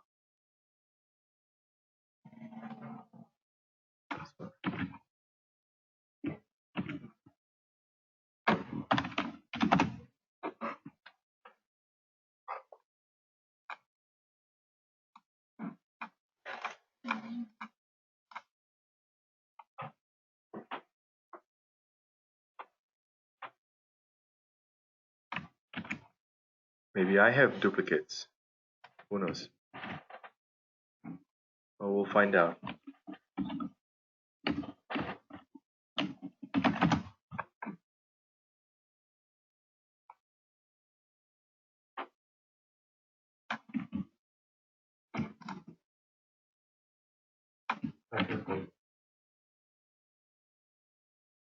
So far, no duplicates.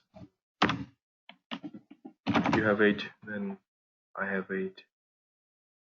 If most folks have that, 8 should be okay. Yeah.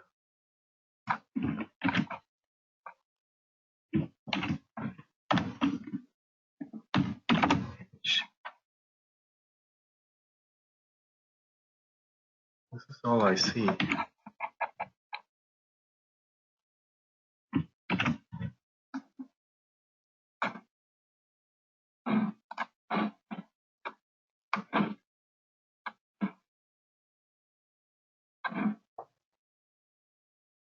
One, two, three, four, 5, 6, 7, 8. If you have 8, raise your hand. Yeah. Let me check. Okay. So make sure you have these 8. If you have anything more than that, then you may have a duplicate or something you forgot to delete.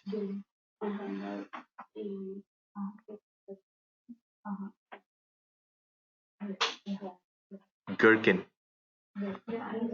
Gherkin. Yeah. You have one extra? Which one? Okay. You can delete one of them. Yes?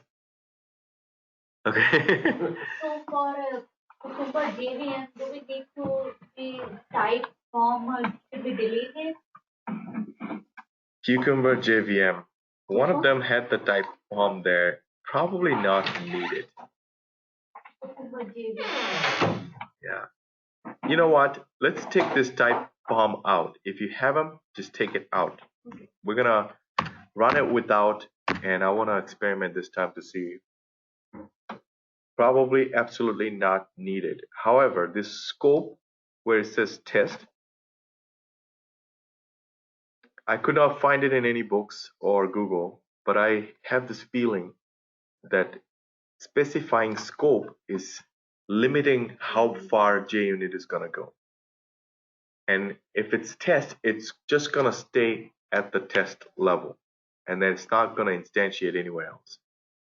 And notice that here we have JUnit, and then the scope is specified to test. And where we have Cucumber JUnit, scope is specified to test. It doesn't want JUnit and Cucumber infiltrate the framework any more than where the testing is happening. That is my bet on, and I'm going to leave that there. I'm not going to change it.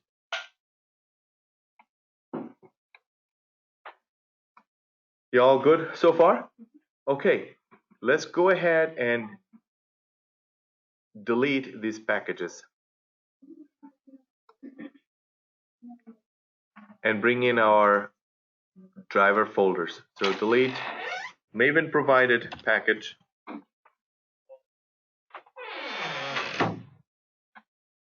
Opening up this source main, right click, delete. Just like we do it for any other project. Opening up source test Java, right click on this Maven given project or package, right click, delete, and say OK. You have a error in POM file? Okay. You guys, you are doing three things while I take a look at his work. And if you have an error, you can also share. I can troubleshoot. So 1, delete Maven provided packages, and 2, add your Chrome driver.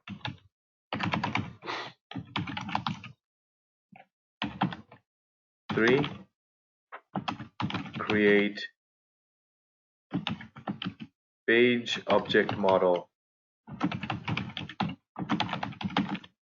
packages. And if you need a little helper, go to this Weebly.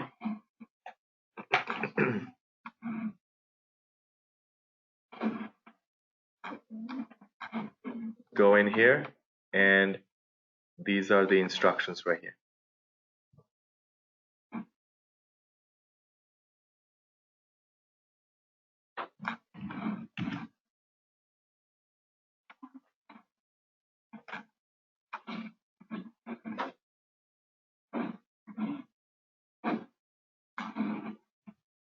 Why can't I see my taskbar?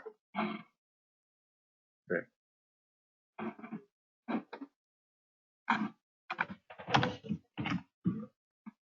Okay, do that for a second. Question. Yes. Before we make the page object model, do we need to build the Maven project? No. Okay.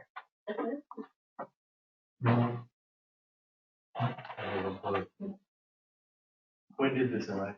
I just got them. I just called them. Okay. Can you all control S save your project? Let's see if y'all get an error as well. On format? In the POM file or on the project, if you save the project, does it give you any error? No. Let me see.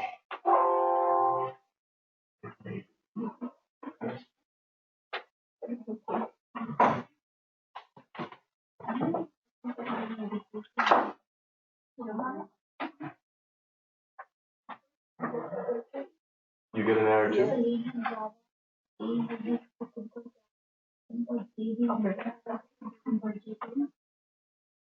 No. Oh. Okay. Let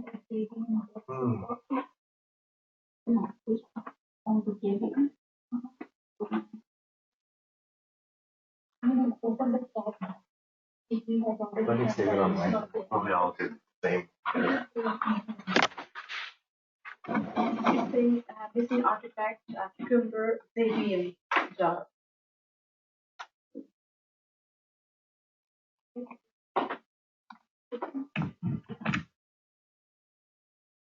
No error on mine. Let's delete that cucumber Zebium and copy again. Okay, maybe by copying from the chat added some issues. Did you get an error? I did not. No errors? Rustam, did you copy from the chat box too? Yeah, from the Maven repository. Only from the Maven repository. Neither. You didn't either. Why are you two getting this error? Probably. What's your version? Cucumber Zebium. 1.2.6. What's your? What about y'all back there? Any errors? No, I'm not pushing it. Okay. I'm gonna delete it and. Online folks, any errors? Yeah, I got some. Oh, look, I'm starting to get this error too. Did you Okay. show up now? Yeah,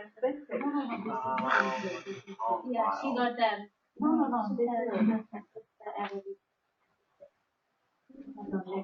I still have not gotten the error. He has got that. You haven't? No, I have not. But I got it. It just came up to you now? Yeah. It's just contagious. It's spreading everywhere. We'll never do it. Viral. Still don't have it. Okay, it's possible it could go away. Maybe it's detecting some jars that it needs. And we have not built a project yet. So let's go ahead and build a project. Before creating all these. Yeah, you don't have to create anything, but you do have to delete those 3 folders. I have 8 too. Okay. Let me just double check these steps here.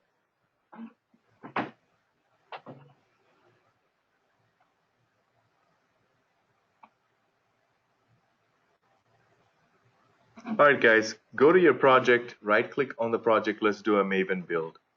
And let's bring in all the dependencies. So I'm right clicking on the project, go to Run As, Maven Build, Clean Install, and Run. And watch for this console. This is going to tell you if there's a problem. And there is. Yeah. Yeah.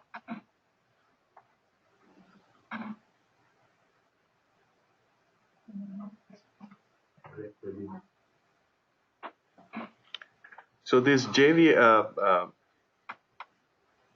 dependencies that we copy pasted, see the artifact InfoQux has been relocated to IO Cucumber. You see that? Mm-hmm. Maybe this company has been consolidated. If you went to Maven, now again, I don't know. I've never had this situation before. So if you go to Gherkin, for example, and type in GHERKIN, and that is one of the reasons why our project wasn't working. See these 2 companies, IO Cucumber, and then Cux.info, cucumber.io. They always write it opposite for testing. So we may have to replace all these InfoQux to cucumber.io. That's my bet on that it probably gonna work that way. So if you want to take some time, what you need to do is just go back and forth into your project, and I gotta build success. you gotta build success. Yeah. Even with this stuff. Yes. Even Babita got it. She just protected. Yeah.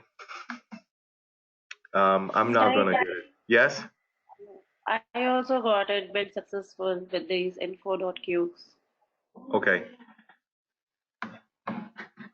I don't understand. The only thing I did different was I took off that scope from one of them, which was saying POM. So I want to put that back and do it again. I'm scanning for that part right here. Type POM. I took that out. So if there's anything else, could a thing like that break it? Maybe. Paste it here. And I took that out of Cucumber JVM. So here's Cucumber JVM. You had that there? You kept it. And maybe that's what happened. In Cucumber JVM, I got it. In just the Cucumber JVM. In just Cucumber JVM, yeah. I probably broke everything by that. Hey, the arrow went away. Yeah. That's it. It was a big deal. Yeah, apparently. It was a big deal. So put this back in. Sorry. On the Cucumber JVM, this type form was a big deal. We can type it. You can type it. I apologize, folks, but we learned something today.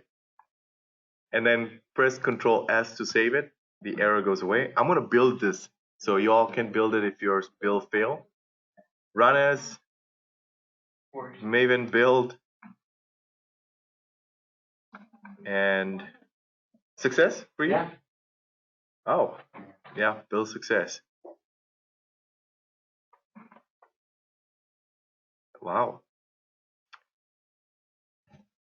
Okay, take a few minutes and I'm gonna be doing the same thing. Go ahead and do these things of creating a page object model. And copy paste, bring in your old code into the page packages, util packages. Feature and runner, you're not gonna have it, just hold off. And steps package, you can bring in all the test classes. So that's what I'm gonna be doing right now. Do we need to review? Maven review? Once you build, your dependencies are right here where it says Maven dependencies, and you should be good to go. But it failed. You're failed? Yeah, it failed. Even after you change? Oh, rebuild after I change. Rebuild, yes, Oh. rebuild.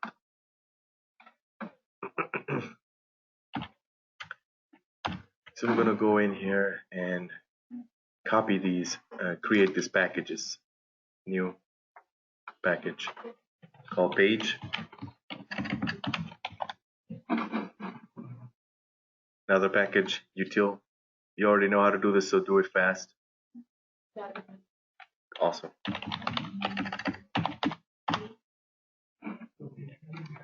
In here, we have 3 packages, one called features,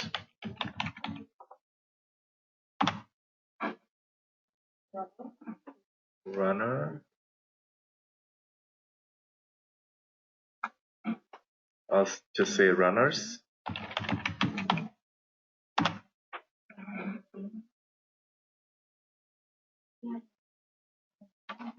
and steps.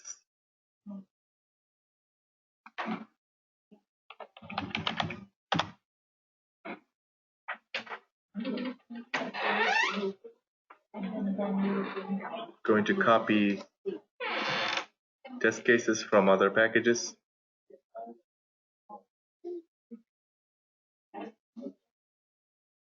I'm going to take all of these.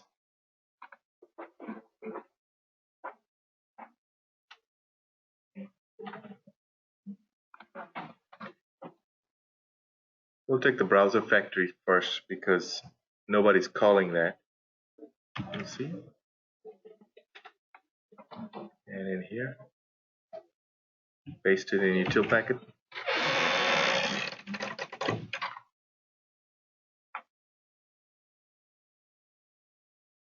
You can take all your page packages. It's not going to have an issue because no one is calling it.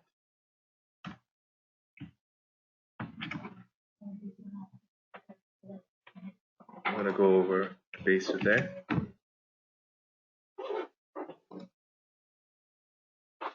No issues. Steps class is where you have to be careful, so don't copy anything there. features and runner, leave these blank. And you can let me know when you're done with this.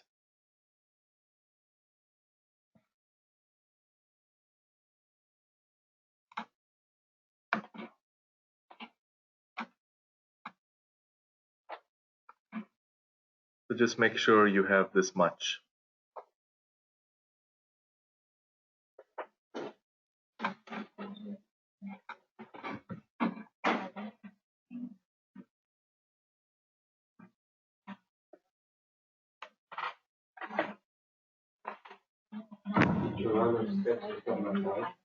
Runners and steps don't do anything yet.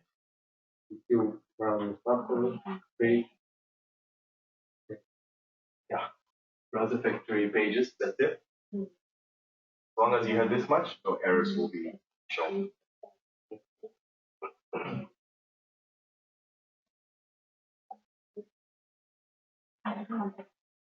And give me a signal if you're already done this part.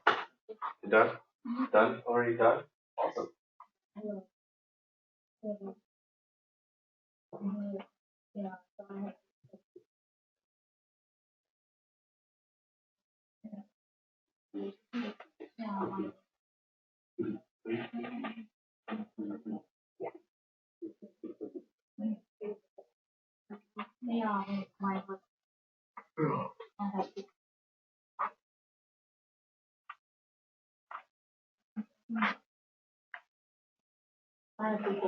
Any more done?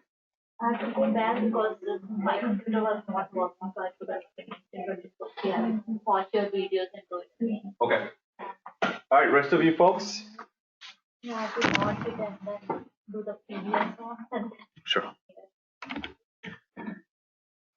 All right, now let's go ahead and work on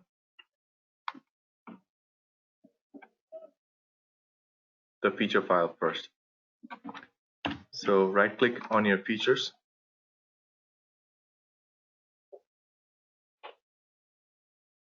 New. And I'm thinking let's go ahead and automate that test case adding a contact. Okay, let's take a look at it. We're okay with this. We've done too many of logins already. So let's go a little more advanced level and bank cache, new account. Adding a new account. And how are we going to do that was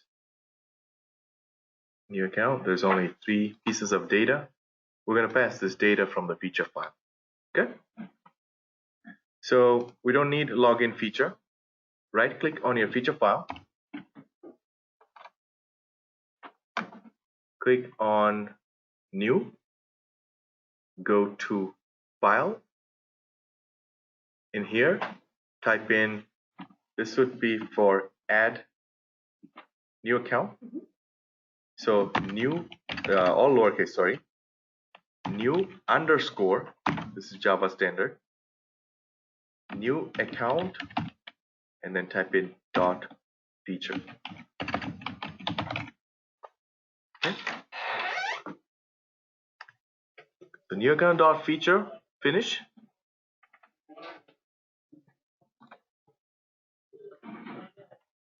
And you will get this page right here.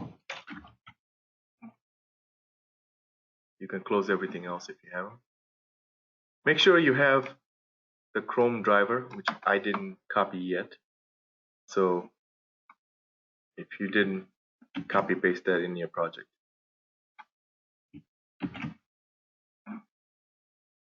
Now I have it.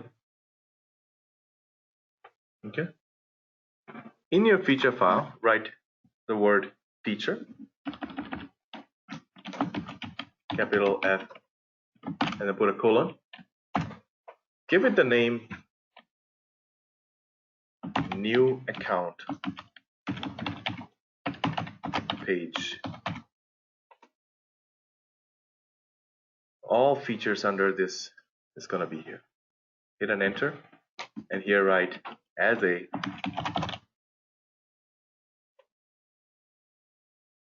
user, I want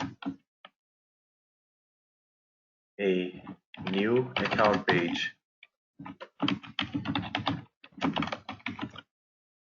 so that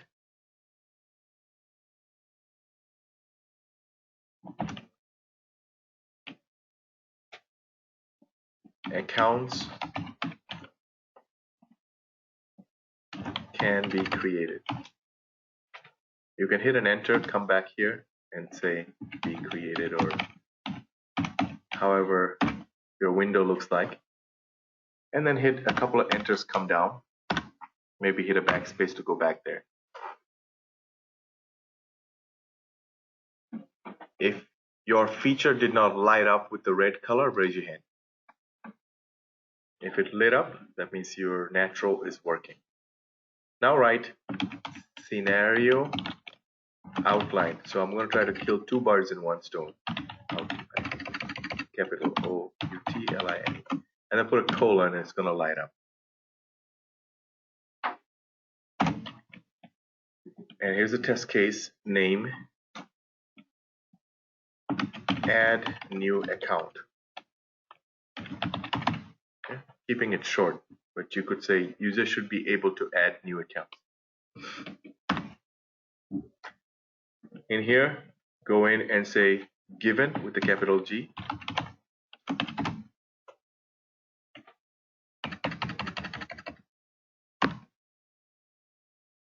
Maybe it needs a given. Not lighting up for me. What about you? Not lighting up.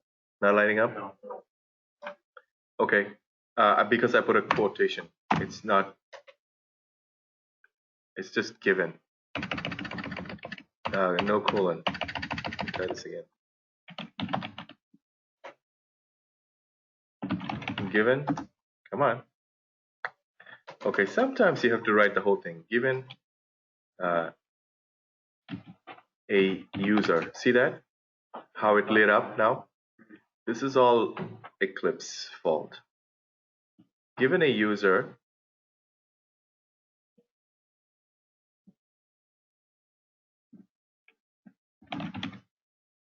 with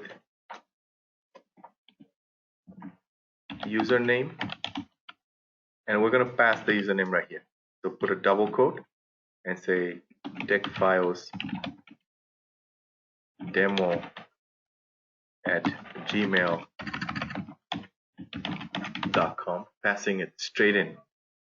This is how it's done in Cucumber, and it's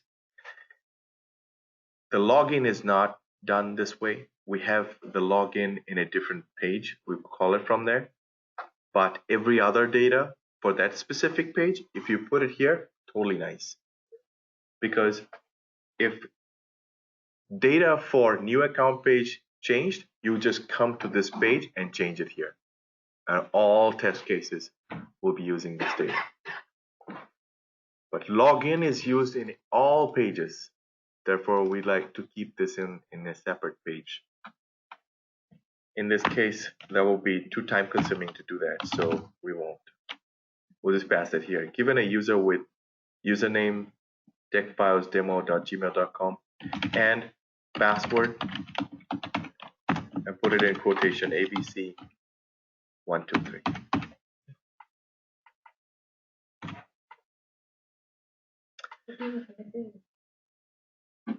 AB, what? Do I need? Passport. Oh, the word password. Oh, sorry. Yes. Thank you. It Good. doesn't matter, right? Well, yeah, as long as this matches with something. But I mean, you want to fix it. That is a grammar error, you could say, not a technical error.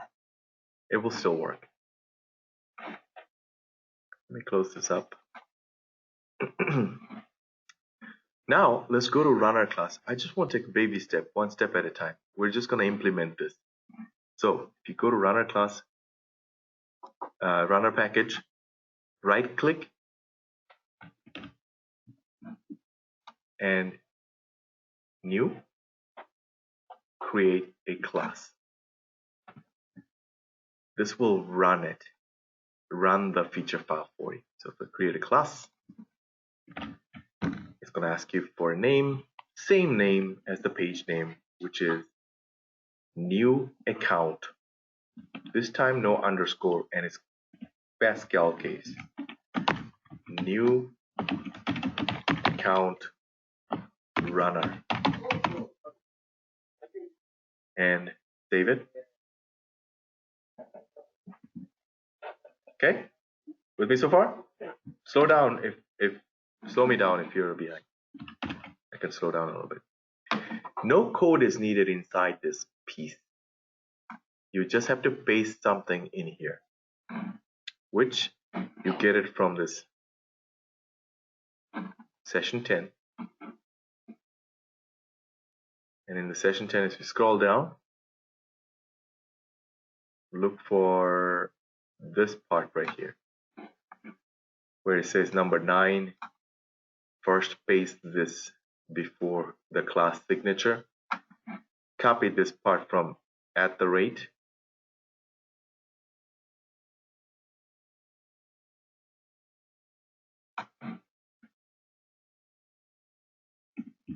copy it into Notepad.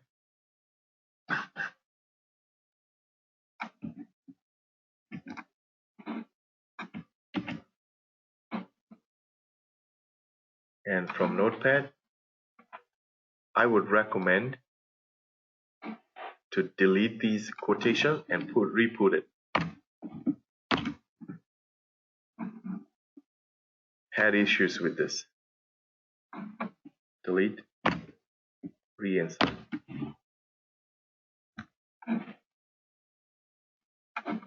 Delete from the steps, reinsert.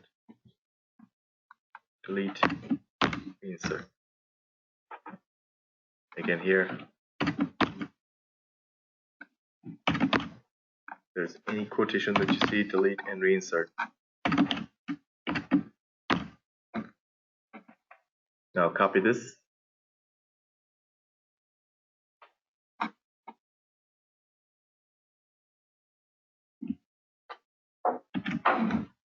Go to your project. Right where it says public class, put your cursor right here, right before the P, and Control V, paste it.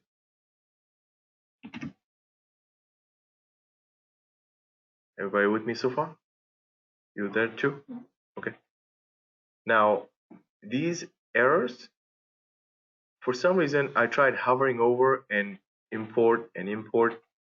Some of these don't work very well, but go ahead and hover over and import this add JUnit library to the build.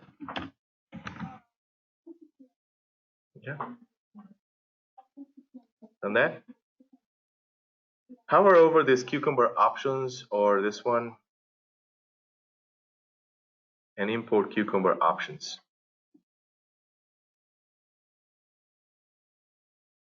You will still see this doesn't want to go away. What you would do is, in that case, go to here and you will have these 3 imports in the Weebly. Copy those 3 imports, paste it into Notepad.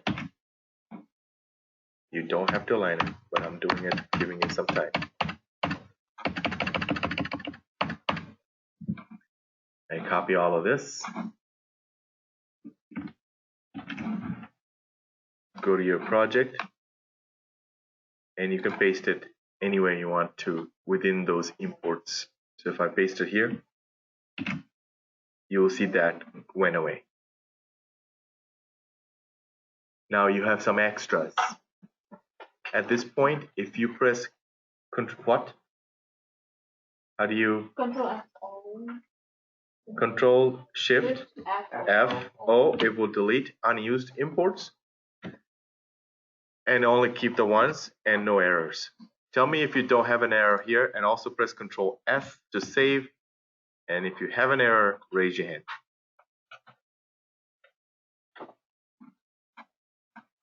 If you don't have an error done this part, raise your hand. Good job. You don't need this extra line. Thank you. You don't need this extra line here. You can also take that off. Now, what do you need to double check is this part right here, this location of the feature file. This has to match your feature file. And notice this feature file is connecting to is the login.feature. That's not your feature file. That's yeah, ours is a new account.feature file. So we gotta change that. But look, source, test, Java, features, source, test, Java, and underneath that we have this feature. So all of this is gonna be fine. Only thing we need to change is this new account. So it needs to say new account.features, but not login.features. Or if you wanted to just copy from this, if you right click on this new account.feature and go to properties, you should be able to find this location right here. See that? You don't need to copy the project name, but if you just copy it from here, this source test Java with that slash all the way back here, copy that, close this out, and paste it on top of this with that dot remaining. That is another way to do that too. Paste it.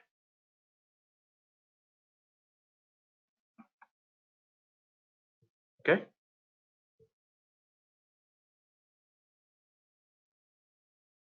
Who can tell me what one more thing I need before I run anything? Huh?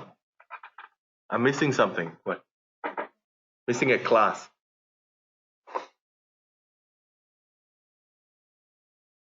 I've done everything so far. What are we missing? Steps class. We have the page classes, we have the util, we have a feature, we have a runner. We don't have a steps class. We need a steps class for this new account page. So right click on that steps class and click on new, go to class, give it a name, same as new account with the word steps. All our step definitions are going to be in here. Save.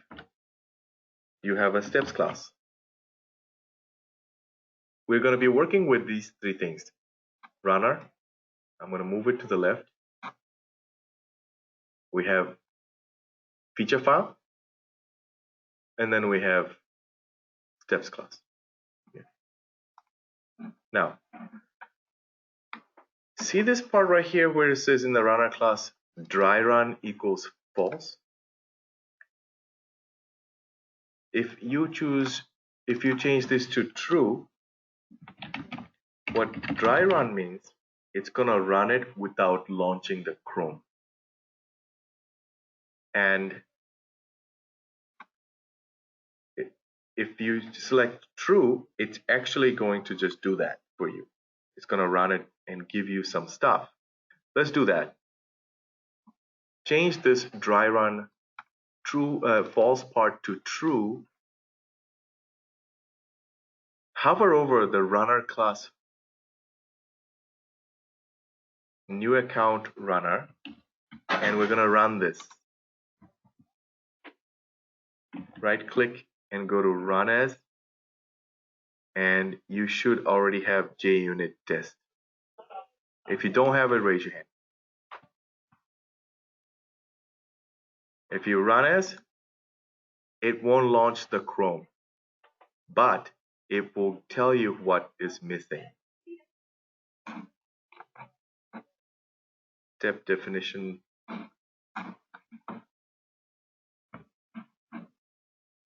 It didn't. It's supposed to, but it didn't. Change that to a false. Did you all get any step definition missing here in the console? No? Okay. Go back and change that to a false. Save everything. Now this part is still showing an error. Doesn't make any sense why.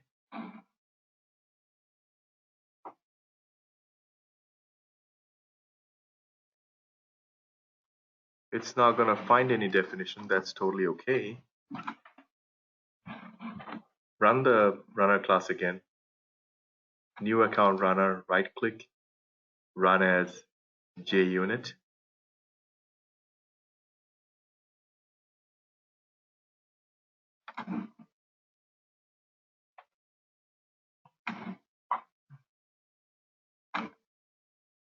This thing is getting worse and worse day by day. The only other thing I can think of is this Chrome driver wasn't set up properly, or, well, we never really called.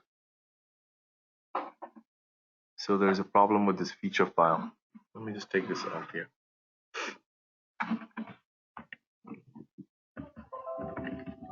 That error appears from being From where? when you start typing, when you start doing this file, Yeah. that is Occurred at the very beginning when you said feature. All right. The other thing, it could be that because it doesn't have the when and then, maybe it wants all of it right now initially to start. So if you want to copy this this scenario just to make him happy, just copy this scenario and then paste it in here. So, oh, I know. Sorry. We're missing, because we said scenario outline, and that's gonna require examples, the table, and so just delete that out. Let's try this. Given a user with username, text files demo@gmail.com, and password ABC123.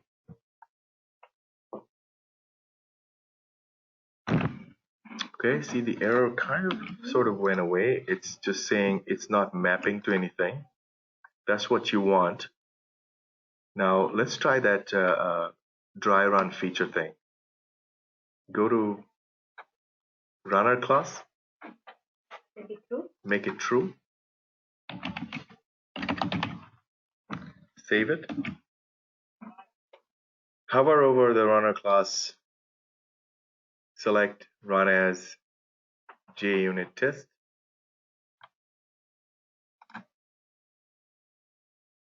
and looks like it's working now. And it has given you a implementation. This given statement is telling you a missing missing step is found. You have this step in feature file that does not have a method to go with it. So it's telling you you need to put this method if you want to use it. So you copy it, copy that whole thing from given all the way down, and now you go to, which class are you going to put that in? Steps class. You go to new accounts, steps class, and in this steps class, go inside the class body and paste it. It's going to give you an error. First, you need to clean up.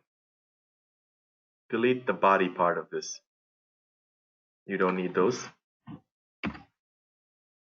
And also delete this where it says throws throwable. You don't need that.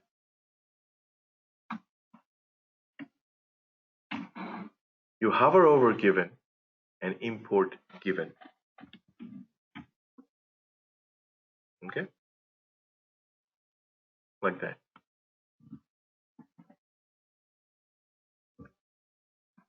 With me so far? In the top of the class, create a WebDriver global variable. WebDriver driver. Just leave it there. Hover over WebDriver and import WebDriver.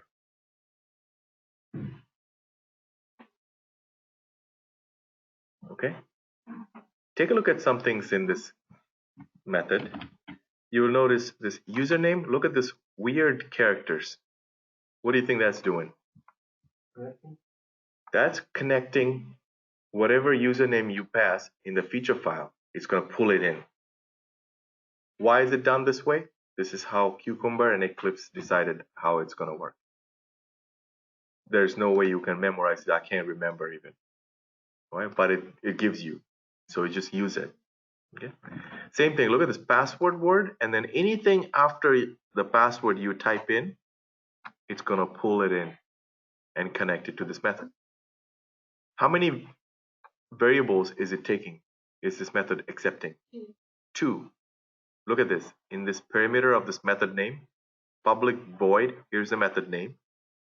Look, it created 2 for you.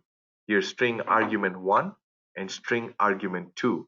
Because Eclipse doesn't know what you're passing, it just said argument 1 and argument 2. But we know what we're passing here, don't we? Yeah. What are we passing on the first one? Username. But in general, it's so type in username. Camel case. And for the second variable, what are we passing? Password. Password. So you say password. Okay? So with this username, you already have tickfiles. You don't have to save it anyway. It's there for you. And with this password, it's already pulling it from that page. So we're ready to start working. Now, there is something in Cucumber. Remember in test-ng we had a before method and after method? Cucumber has that too. And every time we launch some scenario, there's something needs to be done. For example, launch the browser and go to the page. You can have at before method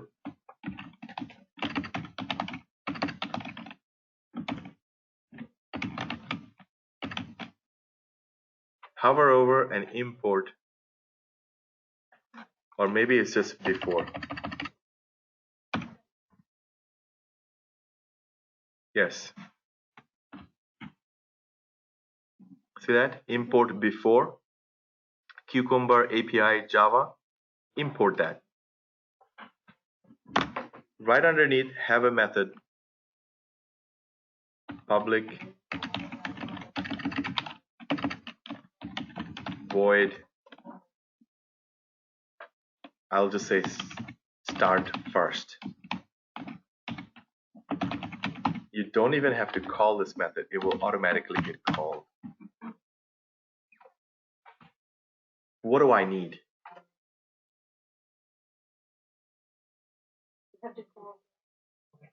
Call, what's the first thing we call? Correct. So how am I going to write that? Chrome driver. Browser factory, correct? How am I, who remembers? WebDriver. Driver equals browser factory.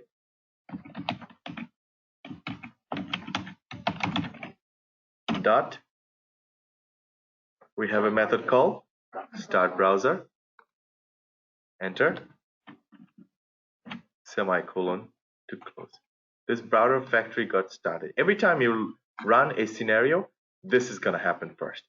It will start it up, bring the driver from the browser factory, give it to this guy is going to get it. Everybody's happy now. Chrome driver opened up, went also to your site, ready for you to log in. Okay. With this statement, given a user with username and password, we're also going to log this person in and be done with it here. Understand? This is how they do it in the company. They don't say when user logs in and then a hits the that you would do it only if you want to test the login page. If you want to test the login page whether the login feature works or not, then you go break it down into pieces. But we're adding an account, we don't care about login page. Make sense? Imagine we have already done that before. So here we're going to jam pile everything. Even if you want to validate that dashboard opened up, right in here, this will take you all the way up to dashboard and be done with it. Okay, so what do we need first? We need access to log in. This got us the browser, and we need access to the login page, and we need to log in. So if I need access to the login page, I would say login page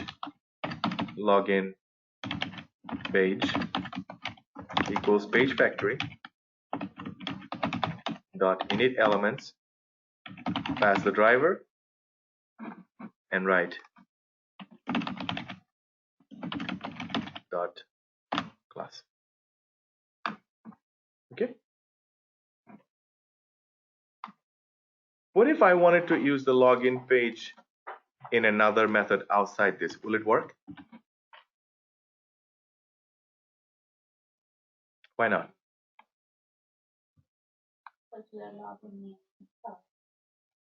Something about local and global. This is local to this method, and you won't be able to use this login page dot to get the methods in another method outside this. That's a problem because we may need to use the login page in other methods too. So how do we make it global? You can initialize this, delete that, and put it in here. Add before.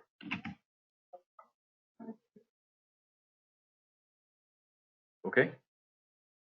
If you did that here, it will be a problem. Because in here, you're passing a driver who doesn't have the actual driver power.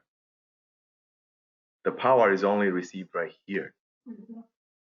Therefore, it's best if you pass it right after you have received the driver's power. Now he got powerful, and then you're passing that power driver into the page factory, into that class. Now it's going to work anywhere. So you could just say login page dot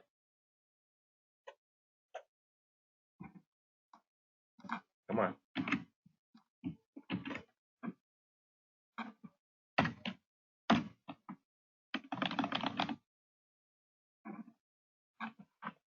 You know why? Even though it's getting instantiated, but it's still not recognized it's inside this class method. So do this. Just copy this part. Put it here and delete this.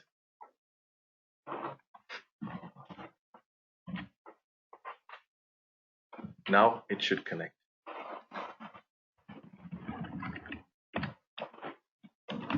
Login page dot, there you go.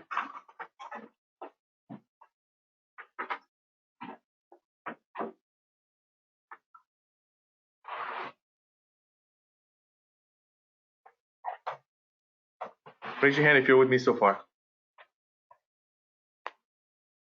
Okay, Rustam, good, awesome. All right, so login page dot, what method do we need? This one? Yeah. Copy, select it, hit enter.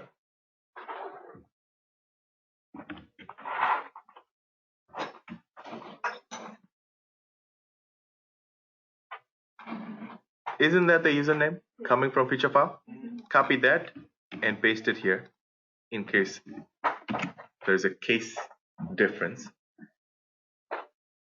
Same password that's coming from feature file, copy that, pass it here.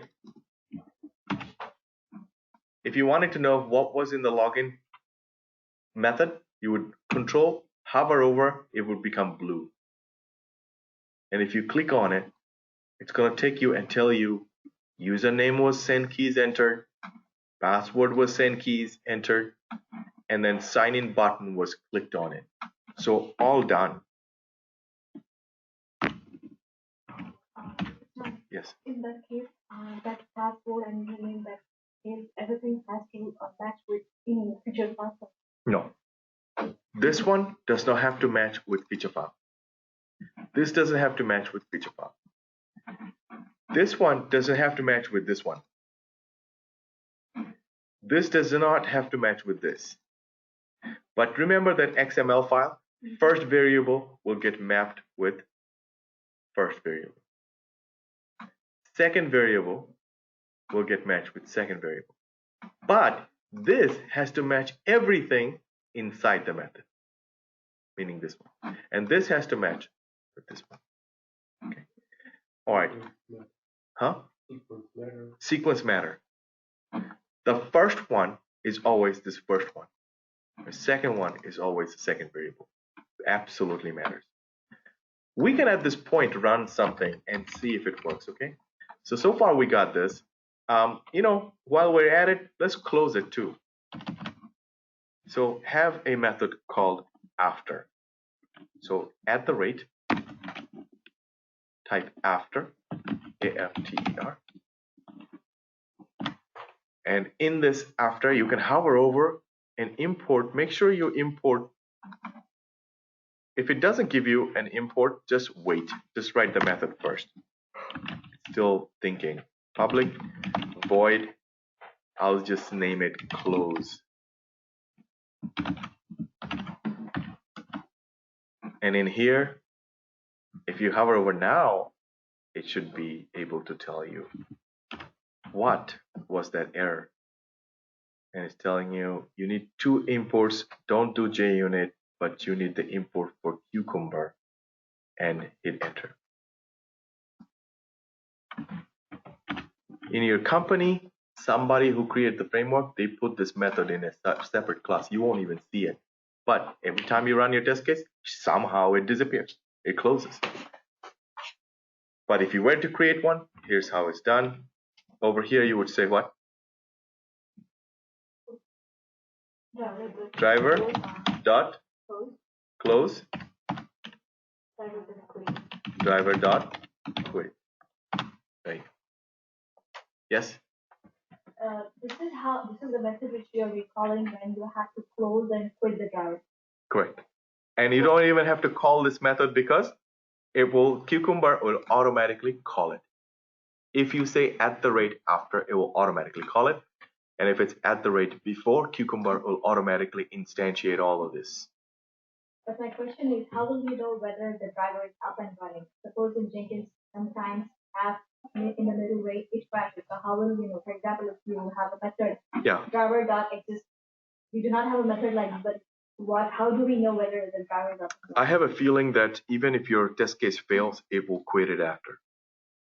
But I have not tested it out whether to, if it fails halfway. One way you can check, you press Control-Alt-Delete in your computer, and let's say it failed halfway, you go in here, you open this up, you align these, sort it, and you want to look at background process.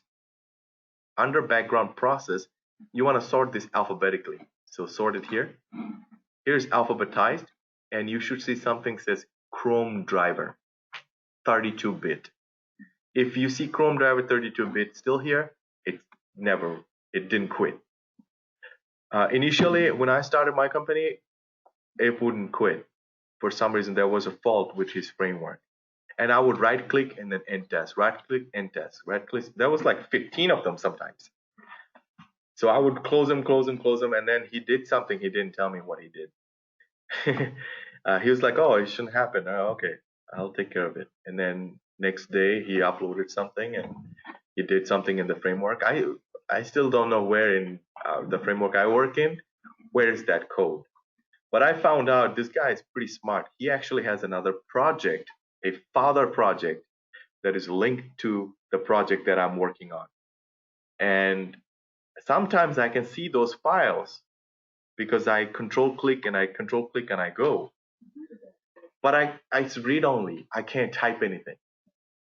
And he has blocked that. That means I can't copy my project, give it to somebody and work for another company. It's not going to work without the link to that other father project. It's called Serenity Common. He did it this way so that I can't go out and become a test lead or work for a brand new company with his created project. Okay? Yes. Yes. And also he was working with some of the guys who created Selenium and Serenity. He worked with them side by side. This guy is genius.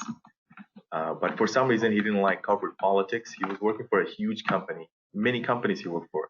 But he's like, I don't like politics. I just want to be relaxed.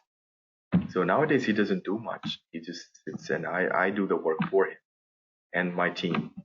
So he likes that lifestyle. So anyway, but here's what you need to do. And if this is not working, you can check, go to like that and see if it's still in the background processing. Then you right click and end it there because that could cause some issues for your next running. It probably won't run. All right, up until this point, I am going to put a bit of a thread sleep because I don't want it to shut down so quick. So I would say thread dot sleep, and let's put in a millisecond, maybe like 5 seconds. And you will have to do hover over and bring add throws declaration.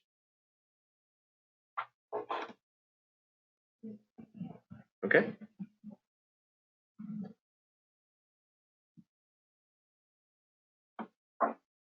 We got the login.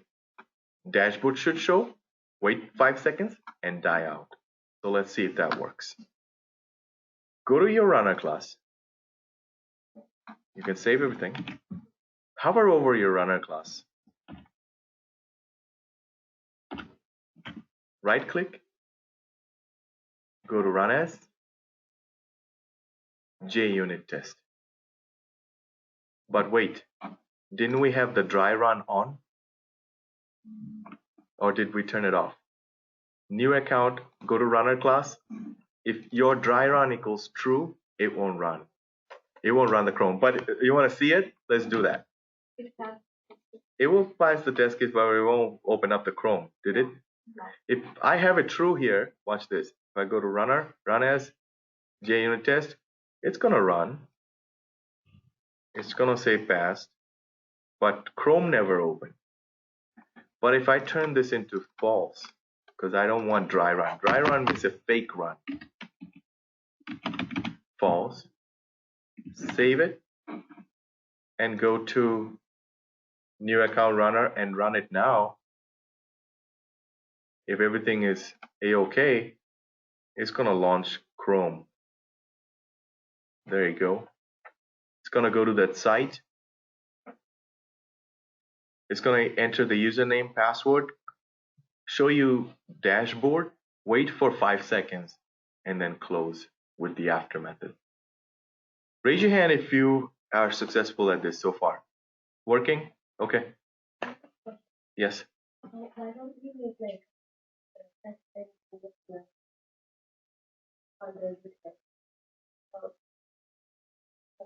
Why didn't we? Yeah. There may be some reasons for it, and you may have found it somewhere.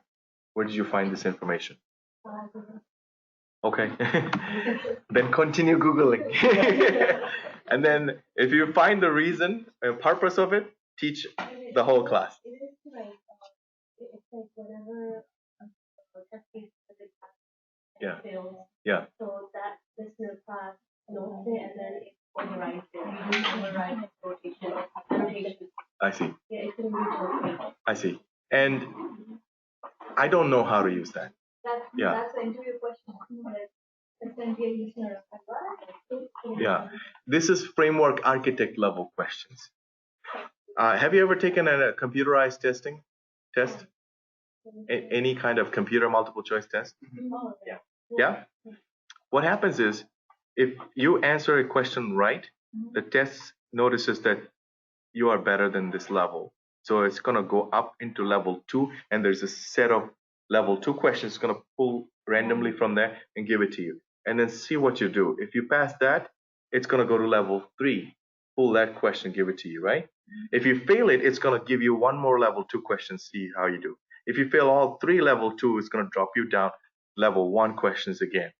So it's going to keep playing around like that, okay? If they keep seeing that you're passing the questions good, good, good, level 4, level 5, and you'll be like, my test ended, they only gave me like 20 questions and it was supposed to be 45 questions. Actually, the test is smart enough, realize that 15 level 5 questions, you got it right. Forget it, no more test needed, you passed it. You're done. And it's going to shut you off and go home, right? Interviewers do the same thing too. So they're going to ask you some architect level questions as well.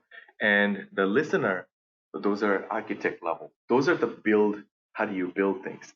And that takes a lot of years of experience. I only have 1 year and 2 months of experience with this company, and that's my first job. I don't know a lot of these things, but I know enough to get you started for a company and even build a primary level of framework.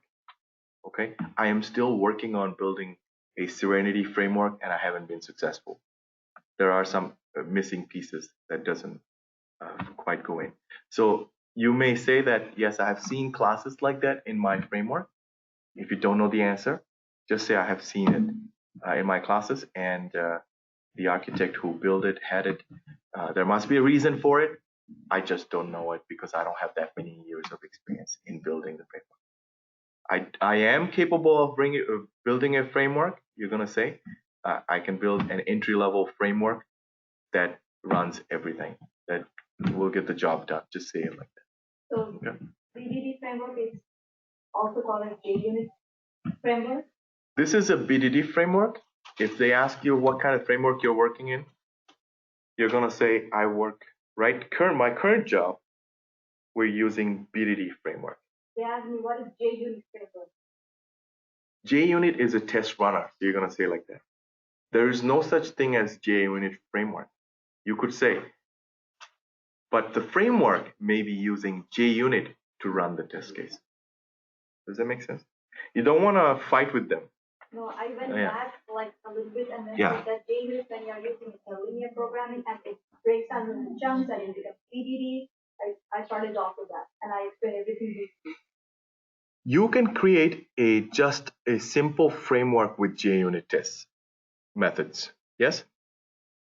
That is a linear scripting framework. Okay? You're just doing it all in one class. Now, if you break those things into small chunks, they're called modular because you're breaking them into modules. Okay? Then you're getting into a modular framework, automation framework. Frameworks are the types that I showed you on that PowerPoint. That's it. You have a modular framework, you have a keyword-driven framework, you have a data-driven framework, you have a hybrid framework.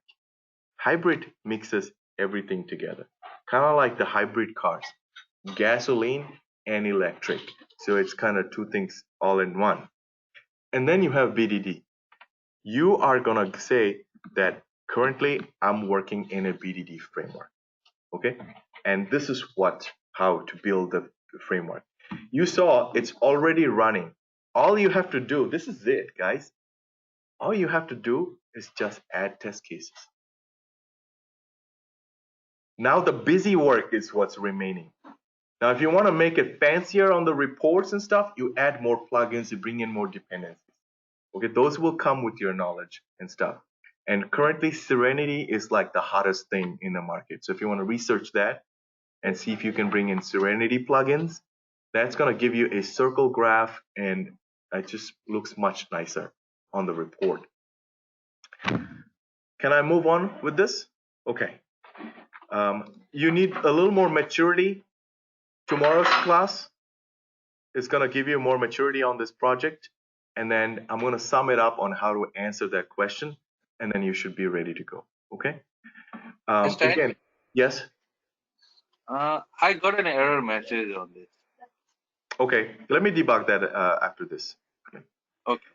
Now, again, if they ask you what is a JUnit framework, you would say a framework that uses JUnit to run the test.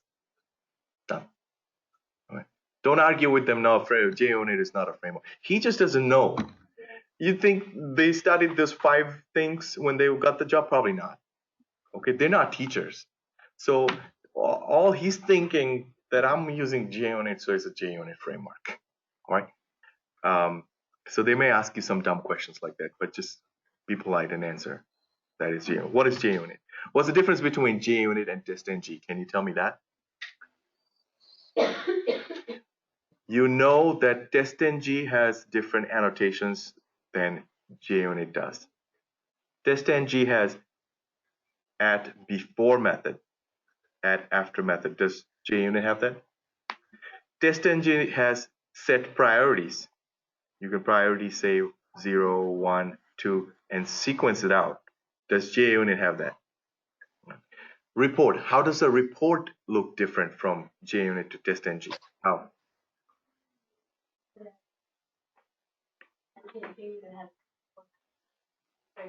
Which one of those have an emailable report? testng have an emailable report. Which one of those reports in the console versus a separate window? The other way around. The JUnit, which we're doing right now, it was giving you a report on this left side panel window, remember? But it wasn't giving you much data here if this case failed. But testng, does testng open up a window like this here on the left side? No, it will only report you in the body. But it does have a HTML version of report, which Cucumber overrides it. This report right here, see this Cucumber reporting? Because we're running JUnit, it will give you a report right here. That's JUnit. But because I have this Cucumber reporting, if I refresh this page,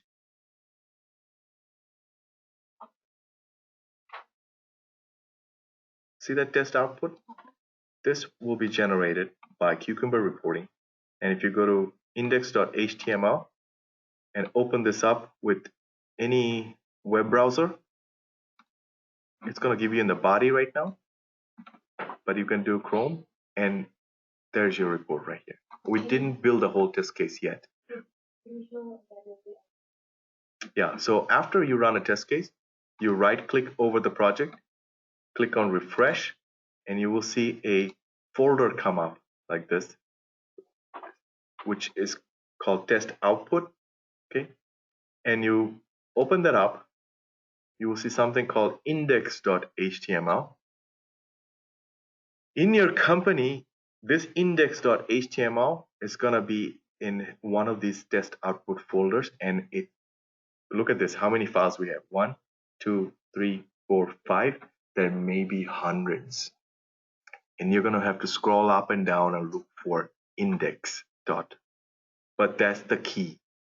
If it's index.html, you know it's going to give you website type of report. And if you right click, go to open with, in my company, I always open with Chrome. So I go in here, external programs, Chrome, HTML, open up, and it's going to open up in Chrome. And that gives you a little bit of a functionality like this. You can collapse it, open and do that. What time is it? 1:15. 1:15? Okay, you want to do till 1:30? Okay, and we'll end the class. All right. Save, minimize, close this. With me so far? All right, let's do this now. We saw the dashboard open up, correct? Now, our next level, go ahead and type in when user, that's okay. You close it, that's fine.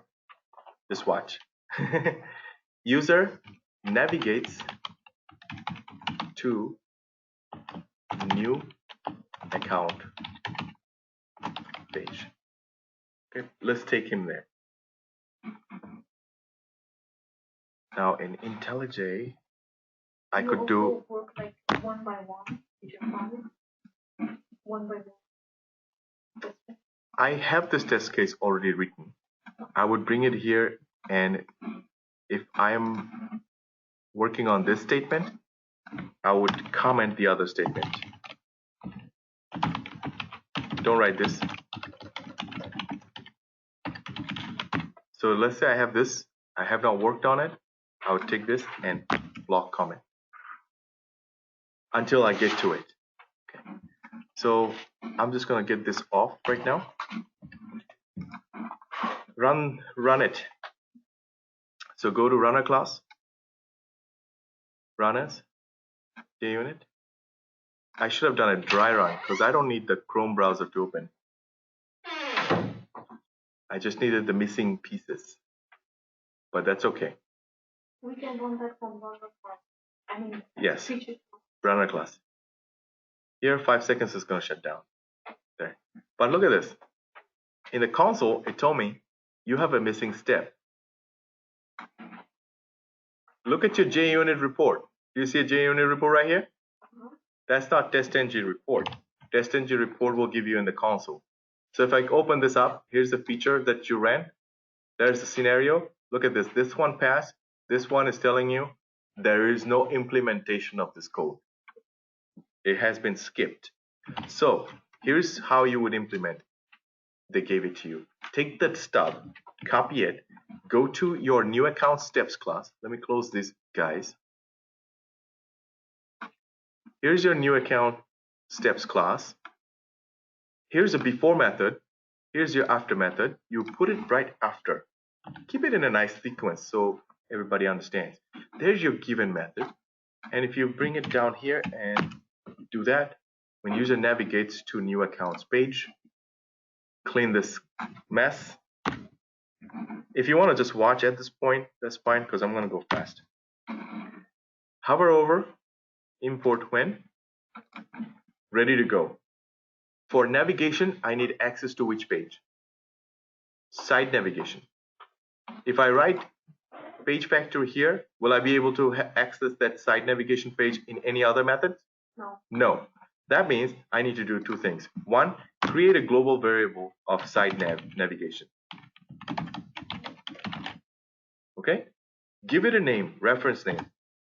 Same word, site navigation with the camel case. Navigation, and close that. If you did it right, you should be able to import site navigation page. And then this error should go away. If you spelled it wrong, that won't give you an import. Now that you have this reference name, take that reference name and put it in this before method because everybody will get to use it. In here, bring it here, paste that, equal to, copy this page factory stuff.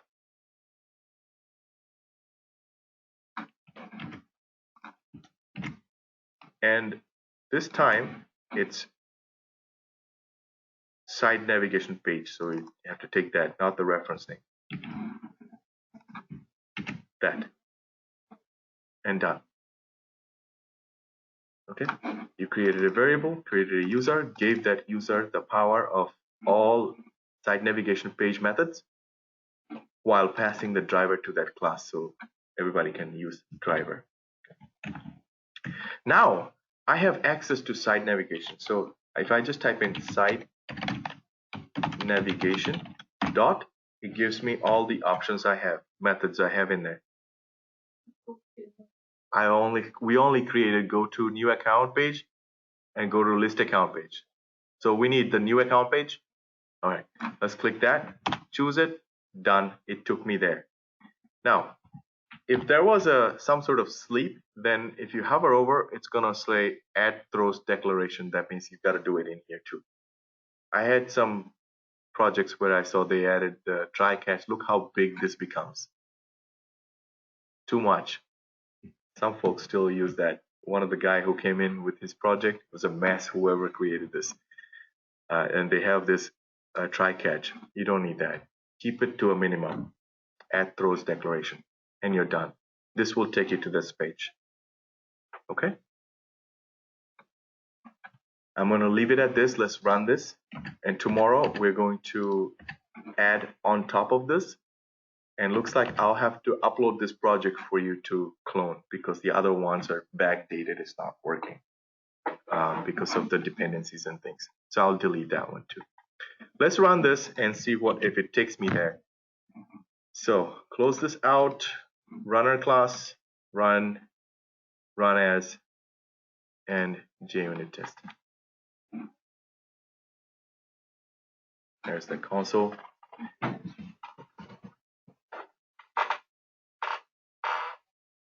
Logging us in, going in, bank cash, new account, and we're here.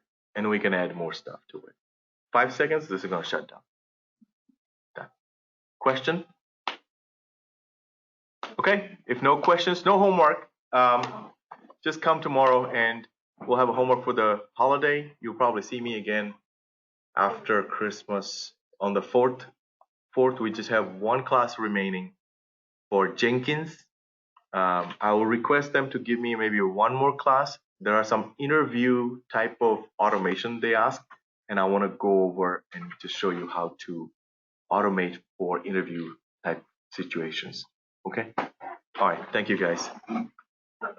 Welcome. Online folks, any questions before we end the class? Yes, and I got this error, so I want. All right, let me do that. Let me keep the video running in case somebody wants to see how I troubleshoot. So, who's the caller? Robin? Yes, Robin. All right, Robin, you are the presenter.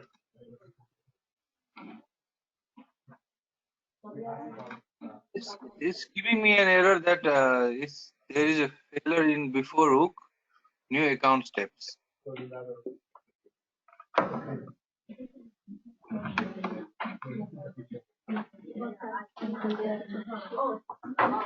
Robin, did you create a brand new project like we did in the class right now? Yes. Did you do the dependencies like we did from copying from Maven repository? Exactly. Because see down here, your error report is showing session not created. This version of Chrome driver only supports Chrome version 75. Do you see that? So I will try the whole one then. I'll do the thing again. And I'm gonna upload the project right now. So if you wanna give me like 10 minutes, okay. You're gonna have the project link on that site. Sure. All right. So okay. I'll leave it on. I'm just gonna pause the video